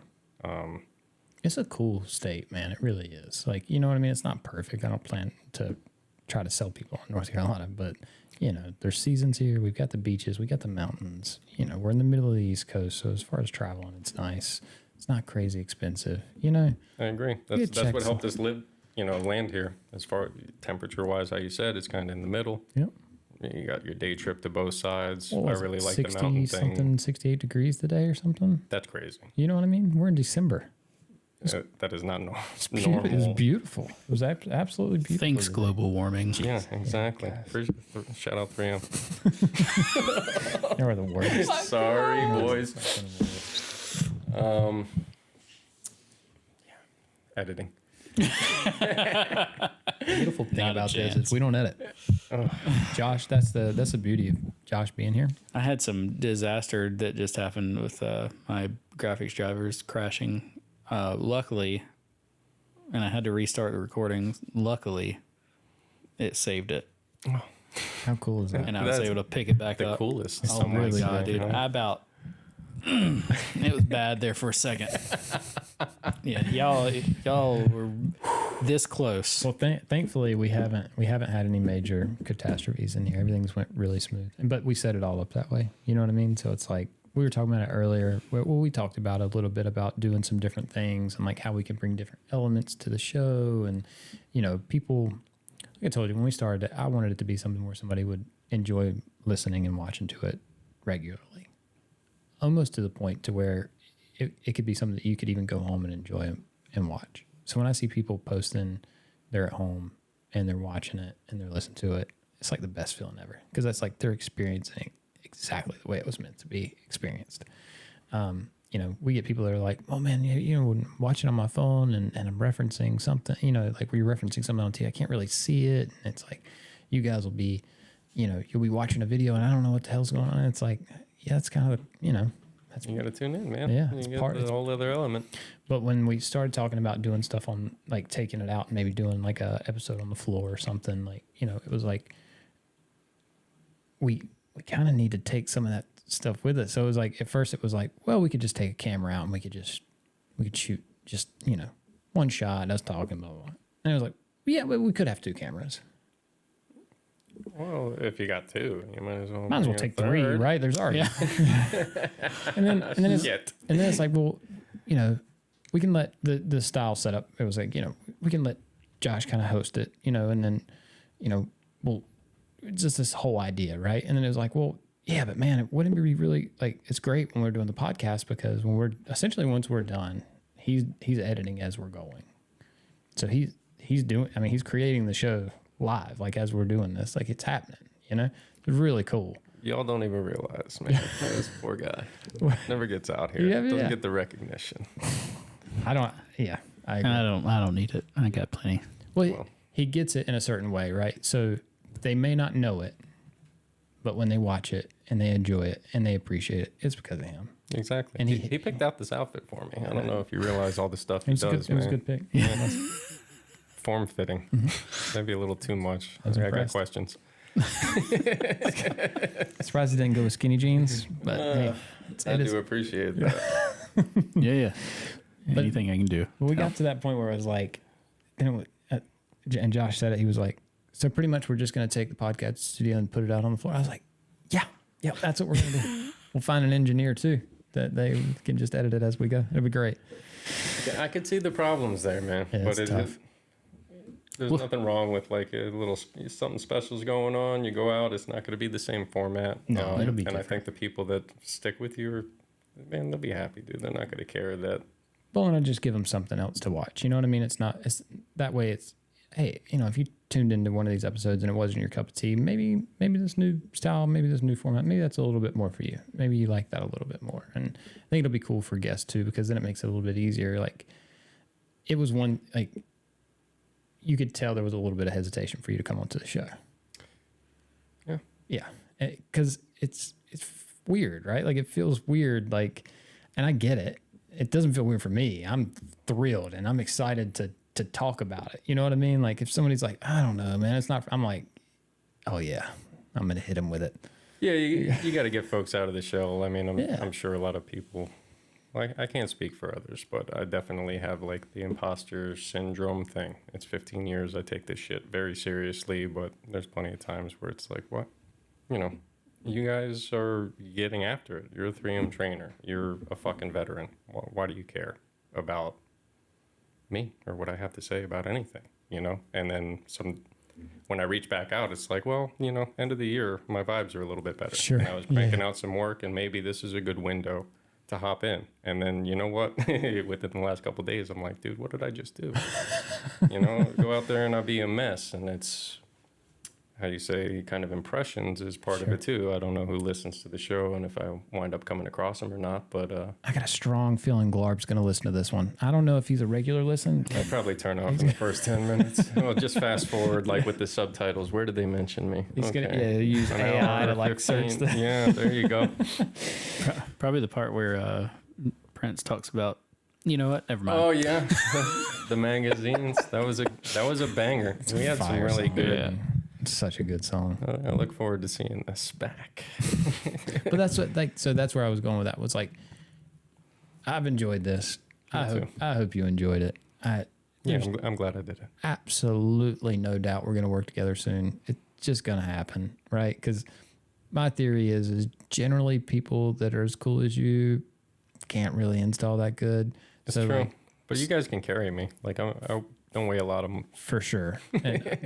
I'm a slayer. So like whatever you lack, I'm going to make up for. Don't worry. It's going to be great. That's a perfect No, parent. I'm just kidding. But I just like, so I think about like, we're definitely going to work together. We're definitely going to do things together. But this portion of you, I think is cool. Like, I think you're fitting for this. You know what I mean? So, and I say it a lot, like, I'd love to have you back on the podcast, but like, I think that there would be hesitation there for you again. I think you would be like, well, we kind of done it once already. And like, what the fuck are we going to talk about? And like, There's a lot left on the table for sure. I would be less, now that I've gotten in and met you, I'd be happy to. And That's I did good to offer out there, like, we all wonder about you guys too, man. Yeah. You need somebody to sit in and flip these chairs around or something so the rest of the folks can learn about you guys and the awesome shit that you've been doing, what you're working on here. Like, you got a lot of cool stuff under the hood, man, that you should be proud of as well. I appreciate it. Yeah. Yeah. I'm definitely proud of it. I feel great. I'm just kidding. I love it, Yeah, man. Dude, I think it's great. I'm having fun. Like I said, this is cool. I enjoy it. I hope we do some more. I look forward to doing some other cool stuff. I do. I really do. Because like I said, I'm really glad you said that, because I want you to, that's good to know that you would come back and do it. I would have thought for sure you would have been like, no, I'm not coming back, dude. This is fucking ridiculous. But so that's awesome. I'm glad you said that. But I also I think it would be cool I know that there are some people that feel that way, right? They came in and they're like, oh man, I don't know what we would talk about again. Like Jason Flamer, he's one of those guys. Like, it was tough to get Jason on. Like this is the opposite of him. Like zero, like when he leaves work, he's going to have fun somewhere. He don't want to talk about work no more. He's done. He checks out. He's got Kind of got that view. And Dude, I like that. me too. I'm envious of it. Like, he's like, not to the point where I'm really actually going to do anything about it, but like to see him live his life and be happy and like passionate at the same time, and like have somewhat of what appears to be like a good balance. Like, it's pretty awesome. But to get him back up here to do another episode, it's almost like a 99% chance that he wouldn't do it. You just got to, like, oh, we're running up the cookout or something. Why don't you join? And then you just throw kidnap him in him. the trunk. Yeah. Yep. Fucking get him back here. Lock the door, bro. That's But the way. maybe if we did something else, like, it's potentially we could get him in. You know what I mean? Like, maybe we could lure him back in. I don't know. Once we get the race car inside, That'll do it. yeah, That'll we're seal gonna be the good. deal. It'll be Yeah. pretty sweet. You got a chance. I mean, a lot of stuff coming on. Dude, it's coming together nice. Like I said, I'm pretty proud of it. I think if we can get some of this other stuff to work as well as this, I think I'll be happy with it. But anyway, dude, TJ, thank you for coming. It's been fantastic. Hell yeah. I appreciate it so much. You're welcome anytime. Door's always open. Like I said, look forward to working with you. Same here. We went for a pretty good while there, Lambert. That was good. I felt like it was a good show. Yeah, I haven't looked at I the agree. time, but So social media handles, anything you want to drop, anything extra you Alchemy want to say? Wraps across the board on Instagram. I got a Facebook, but it's under TJ Kessel. Got a website too. Been after it for a while. Anything else I want to add? Did we miss anything? Not, I know you ask about like certifications and stuff. We didn't talk too much on that, but I'm definitely a firm believer. I think it's a good thing for people to do. I don't know nowadays if it has as much value as it did then, but I'm certainly glad I did the 3M programs, the PDA master certification, like 2012 was big to me. Meeting Rob Ivers and Kim McGraw over there at Super Graphics launched a lot of things. Huge shout out to Rob Ivers and Kim both. They're both awesome dudes. And that's what I, when I mentioned Rob the history. was way ahead of his time. Yeah, those guys, I'm glad that I had a chance to meet them and then kind of just know. It's helpful to know the history of our industry, man, 100%. and the people that have done these things and get a chance to interact with them. And Rob wrote a book. Did you know that? I did know that. You read it? I have not. It's a good book, dude. Yeah. Yeah. Like I use stuff out of that book today for training. He's just a freaking killer.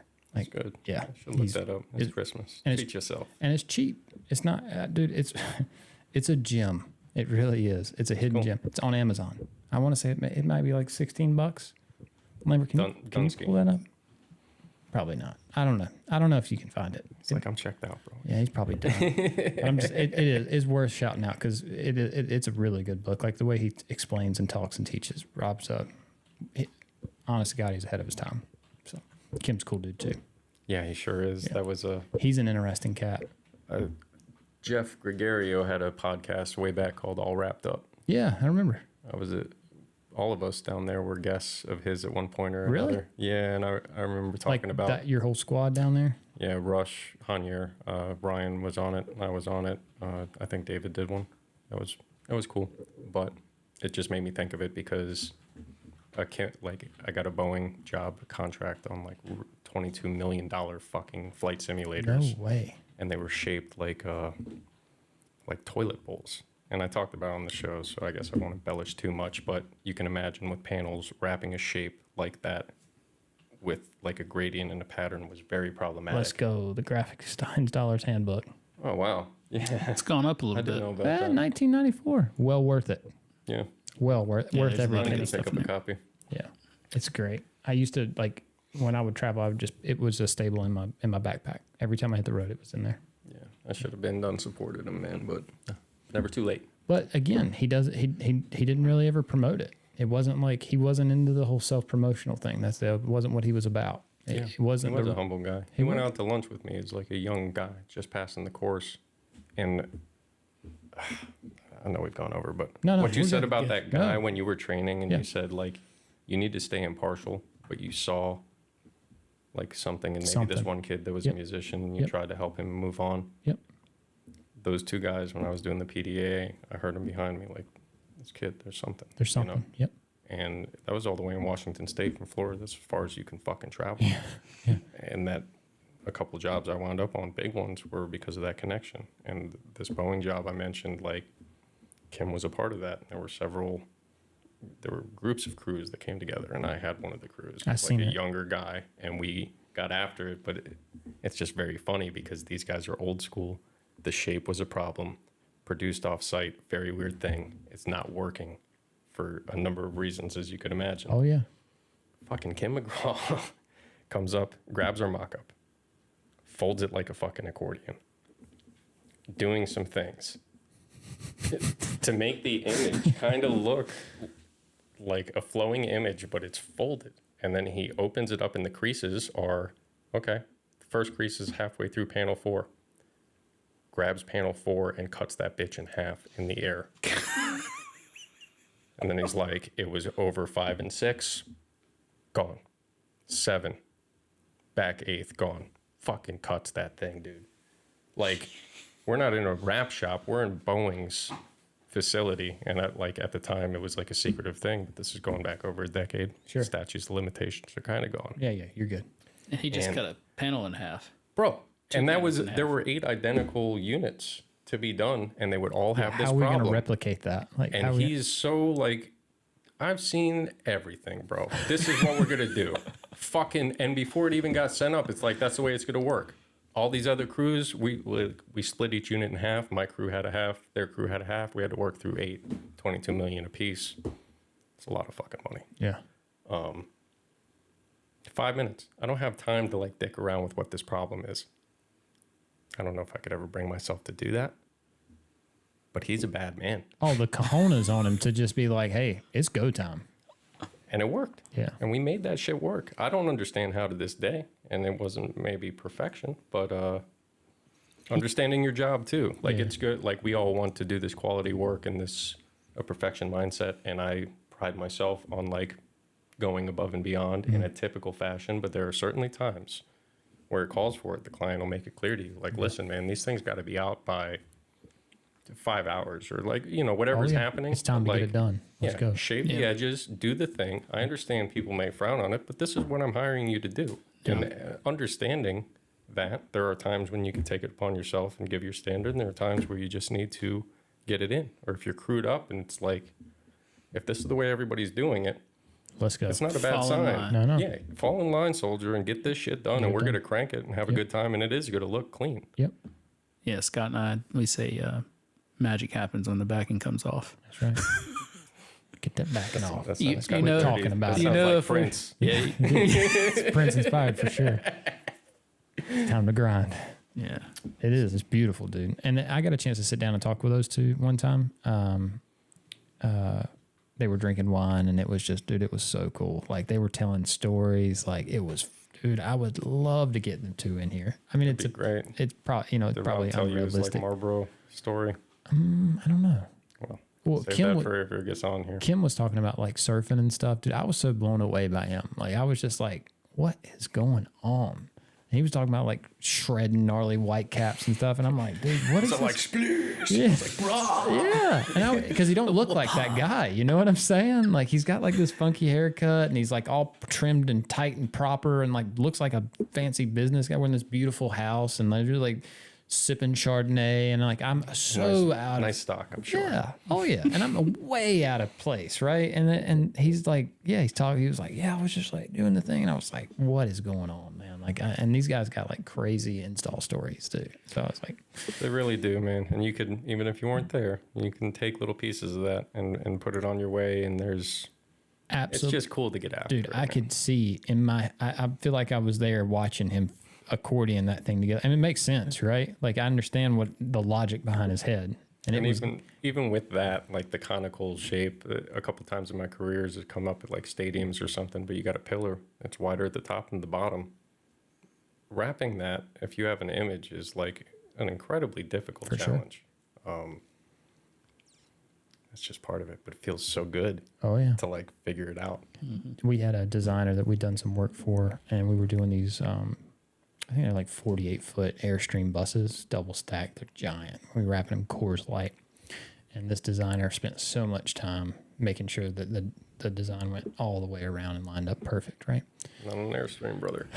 And we got it all. We're slamming panels, and we're crushing it. Everything's looking good. And we get down there, and it's so close. And like I can feel him standing back there. You know what I mean? Like we're on the giant. He's standing back there, and he's looking. We lay the panel up there, and like you can see the two images. They're close enough, but it's just not there. You know? And he's just like, damn. And you just feel it in the room. And I was like, yeah, it's go time. Yeah, you made that shit Oh, work. you damn That's right. what the fuck I'm talking about. And to this day, he'll talk to people and he'll say, hey, just so you know, Scott Decker, he moves mountains.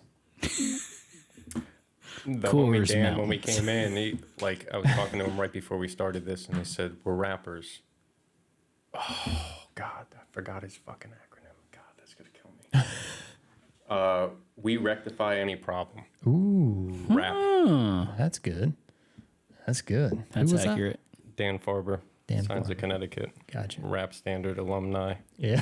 Yes, sir. The dude, huh? I'm part of the circle. So You You were just talking about I wanted to hit on this too because while we're talking about, so we were talking about enthusiastic young guys, and today I seen it, and it's wild being down there at Capitol today. There's a young guy there, 22 years old from Mexico.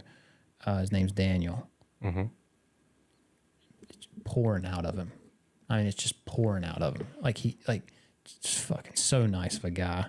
I mean, he's the guy where I'm like eating my lunch and he walks over and gets me a napkin and brings it over to me. I mean, just a nice, kind, Rare breed. caring dude, right? He's working on the side of a truck today. I'm, like I said, over helping Josh. really just talking to everybody, not doing anything, Taking pictures, being a celebrity. pretty much. And Daniel comes over and he's like, "You see my work?" And I was like, "Yeah, man, cool, it looks good." He was like, "No, come on." Is that the one in the picture? Well, yeah, one of them. Yeah, he was like, "Yeah."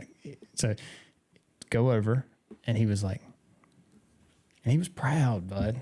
And he was proud. And That's great. You got to remember, in that building, there's probably, I don't know how many installers were there today, Josh, 10 or 12? Easy. Yeah. And these are good installers. Yeah. And he's going over, like, to think of the humility that it requires to go over and get another installer that he thinks is good, like as a trainer, there's a certain, And like take a magnifying glass to my work right quick. come, please, let's take a look at this. I want you to see that. And everybody else is like, I could feel whatever that is in the room. You know what I mean? Starting to click for him because it was clean though. He didn't care. He wanted me to come look at it. You know what I mean? Like it was like, come on. And he was proud. I didn't even care if it looked like shit. I did, and to be honest with you, I really didn't look over it the way I should have, right? Because if it had been anybody else, if it had been somebody talking shit, I'd have tore that thing apart probably. I don't know that I'd have called him out on it. Yeah, you could always find something. Something, right? I didn't even want to look at it. Shout out Kenny, 99 out of 100. You got to find a fucking micro bubble under my HHR bumper. That's all right. That's what it's part of it. It's part of it. Nobody scores 100, all right? You got to be able to. I had a chance. Yeah? I'm close. Yeah, I finished with enough time to retake it. The HHR bumper. He said nobody would ever know. Dude, So I didn't HHR bother. bumper is no joke. That's a hard install. It's a good way to cut your teeth, man. Some of that and the old Econolines, we probably should have already ended, but No pressure. Like I said, we're good here. from a technique standpoint, I was talking I made some uncharacteristic videos for me about like primer and then the Sprinter van recess. Recently? Yeah, Yeah, I seen them. and they were way too long. And, No, they were good videos. Thank you. Yeah, you're welcome. So when I try and if anybody wants to listen and I get to talk about it, the technique and the stretch of the films is something that comes up, and I think it's cool with the wrap glove glassing and palming panels. It's cool when it started, and I've heard you say this on a show. It's like, dude, what the fuck are you doing? Right. And then you realize that it's a useful thing. Oh, it's the real thing. But why does failure still happen when you can glass a panel with a huge shape and just palm that fucker down with heat and it stays? And one of the best things, if I'm trying to give a visual example to somebody, is the old Econoline vans had a body line with a 16th inch Oh, drop. yeah. Every one I saw wrapped was fucking failed. Every one of them. Are you telling me stretching a 16th inch down to the body behind it is too much for the material? I would tell you that the 16th, let's say the gap, let's call it an eighth. Sure. All right. So Easier let's say that it's an eighth wide and an eighth deep. So if you're squeegeeing right up to the edge and if you're squeegeeing both edges and you're leaving an 1/8 inch wide and an 1/8 inch deep. That is my point, yes. Yeah. That's a 100% stretch rate. It should fail every single time. Now, I'm saying a lot. on just about every single one of them. Those rollers, like the Roller S and Roller L, Yep. they were designed for that. That's what they were designed to do, and it failed. Correct. So tough to talk about that in class. It's like CV2, right? We don't talk about it much. Yeah, those we- are forgotten children. Yeah. I still got both of mine. My Roller L, it looks like, I don't know, like a burnt turkey. And I tell everybody, I got both of those in my toolbox. I keep that 1 inch flat roller. I think it's a TSA 2, I think. Mm-hmm. You know what I'm talking about, the thin 1 inch one? And I found all sorts of useful stuff for it, right?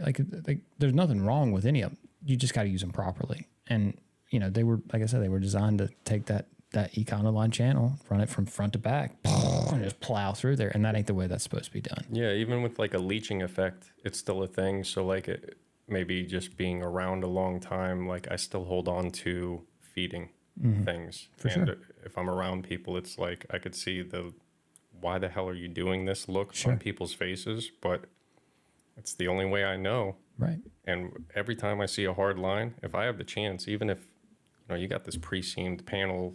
Sprinters are great examples too. There's like a couple channels on whether it's a Dodge or a Ford or something that are up there. I'll take that whole panel across the whole thing if I need to, and Pop it feed back it. and feed it in all the way across. Yeah. Damn a stretch, even with the leech, if anything. And like, I don't know, you get to teach.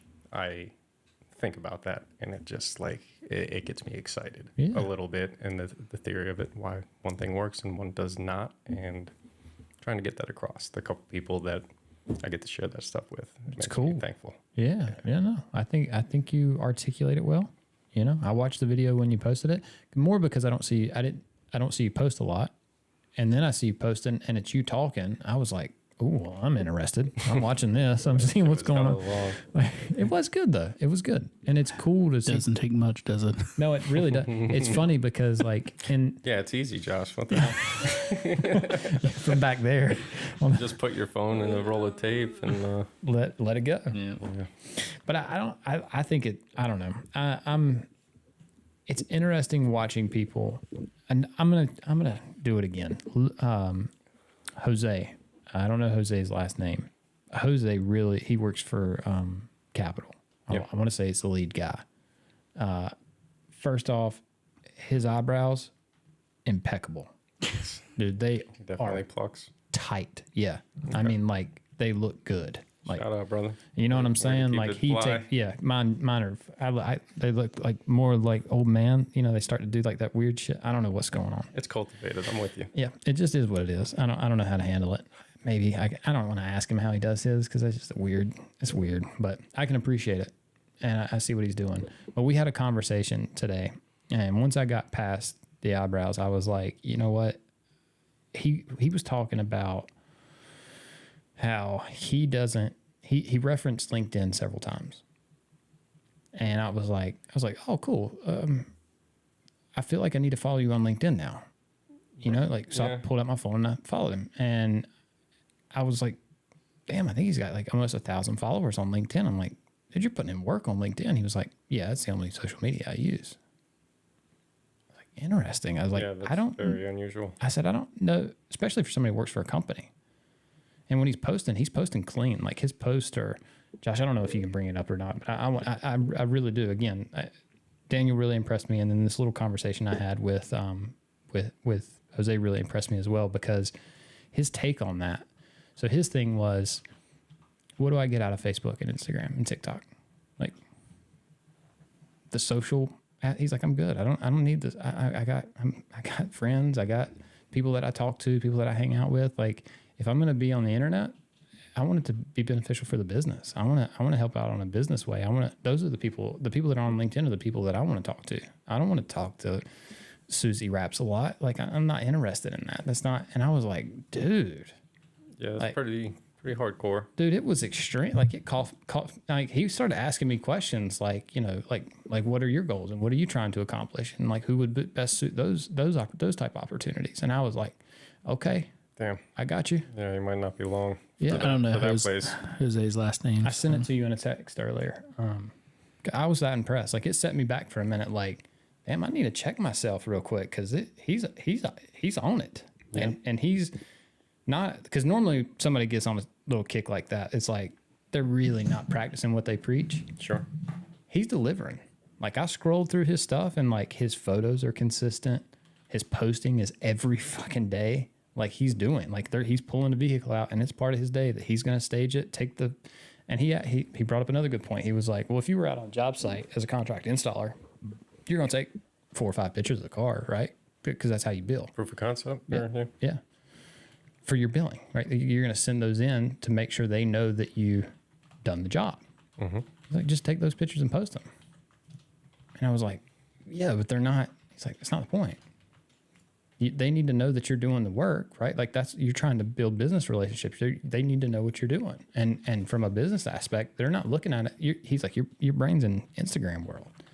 You're trying to cop that perfect third, perspective angle when the sunset, and you're trying to do all this shit that really don't fucking, at the end of the day, it don't matter. What they want to see is they want to see you out there working and hustling and doing your thing. They want to see you and he's right, dude. He was spot on Like, and he wasn't in a defensive way or anything like that. He was just like, he just laid some knowledge on me. Like, just, I was like, damn, dude, that's good. And he was even looking at me funny, like, I don't know why you're so impressed, dude. This is nothing like.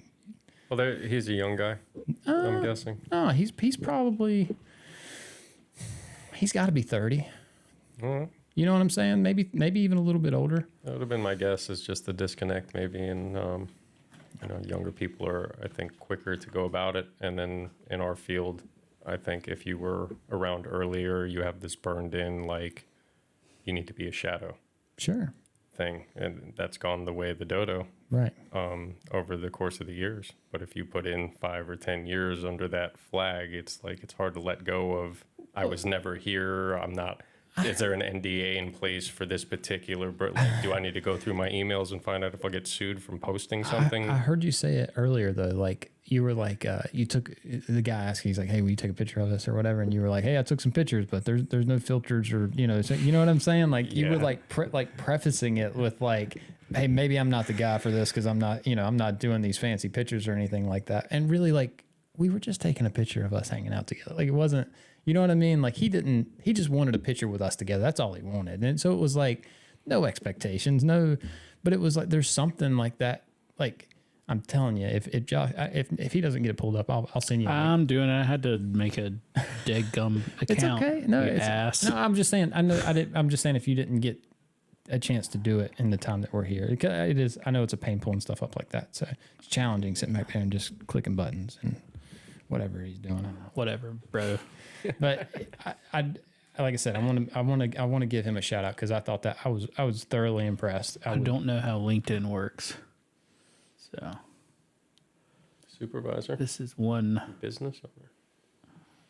one post, and I don't think you can scroll like you can on the app.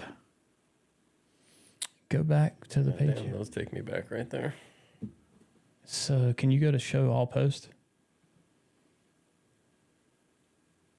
Oh, I guess you can scroll like it is on the app. What are you, 50? I guess I can scroll on this app like on the phone. Certified master life coach. I mean, that's where some of that knowledge dropping comes in. But that's exactly just what you said. Those are proof of service pictures, Right. essentially. Super simple, super clean. But look, every single day, boom, boom, boom. And he's growing his following, and he's found a way. That's the cat with the long hair. Yeah. Yeah. Dollar store, the- TJ.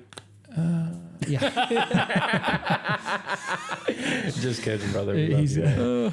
He's actually, he did a wrap on his personal Dodge Charger, and it's like a tribute to. Is that the graphic one that was parked out there? Yep. Looked maybe religious or It is, something. yeah. It's just like a tribute to Jesus. I don't want to be saying that wrong. I don't know if I'm botching it up. Like I'm sure, It might be Jesus. maybe I don't. could be, or it could. I don't know. It could he be. just owes me a couple bucks. Yep.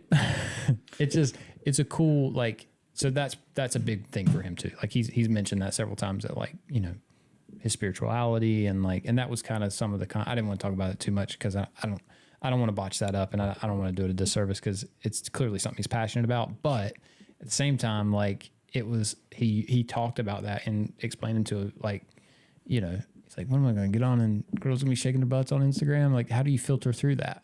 He was like, you're a married man. How do you, and in my head, it's like, he's like, I just don't even want the temptation, dog.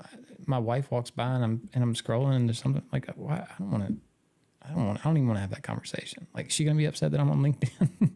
And I was like, damn, dude. LinkedIn hasn't gotten there yet. I don't wouldn't think be surprised if I you don't get there know. on there too. But I felt like I was so disconnected for a second, even though I feel like we're pretty connected and we try to stay relevant and we're doing all the stuff. It's like, for a second, I felt like that guy that was like, damn, you're right. I'm not doing as much as I'm doing. I'm not doing enough. I don't know that space the way I should know it. And he's got good justification and he's crushing it. So I felt like I needed to point that out. Well, the truth is, if you look hard enough, there's always more to be done. Mm-hmm. Mm-hmm. And it's a balance between recognizing, what you could do to improve, and then also just accepting, too. You can't do every damn thing. Sure. Prioritize, but it's good to keep improving and never stop learning or whatever the s- things are, you know. I was just about to give you a compliment, but you just ruined it. You just So got sorry. cliche as Jesus Christ. I'm just kidding. I'll say that you're doing something right. Like I said, these guys are they're all talking about you. The best are talking about you. I mean, I don't know what more you could. I can't ask for more. You know what I'm mean, saying? It's really great. It's super humbling and very. It's badass. You should be blessed. You should be proud of that. Yeah, it's awesome. Well, you earned it though. So at the same time, you know what I mean? Like it's not a fairy tale thing that fell out of the sky and you just got lucky. You worked your ass off for it. Grease and palms. You Yeah. know, right? All right, cool. Thanks again. It's Yes, sir. awesome. We'll Yeah. do it again. All right. Sounds good, man. All right. Lambert, we Hey, good? We good? Yeah. Yeah. All right. Thanks.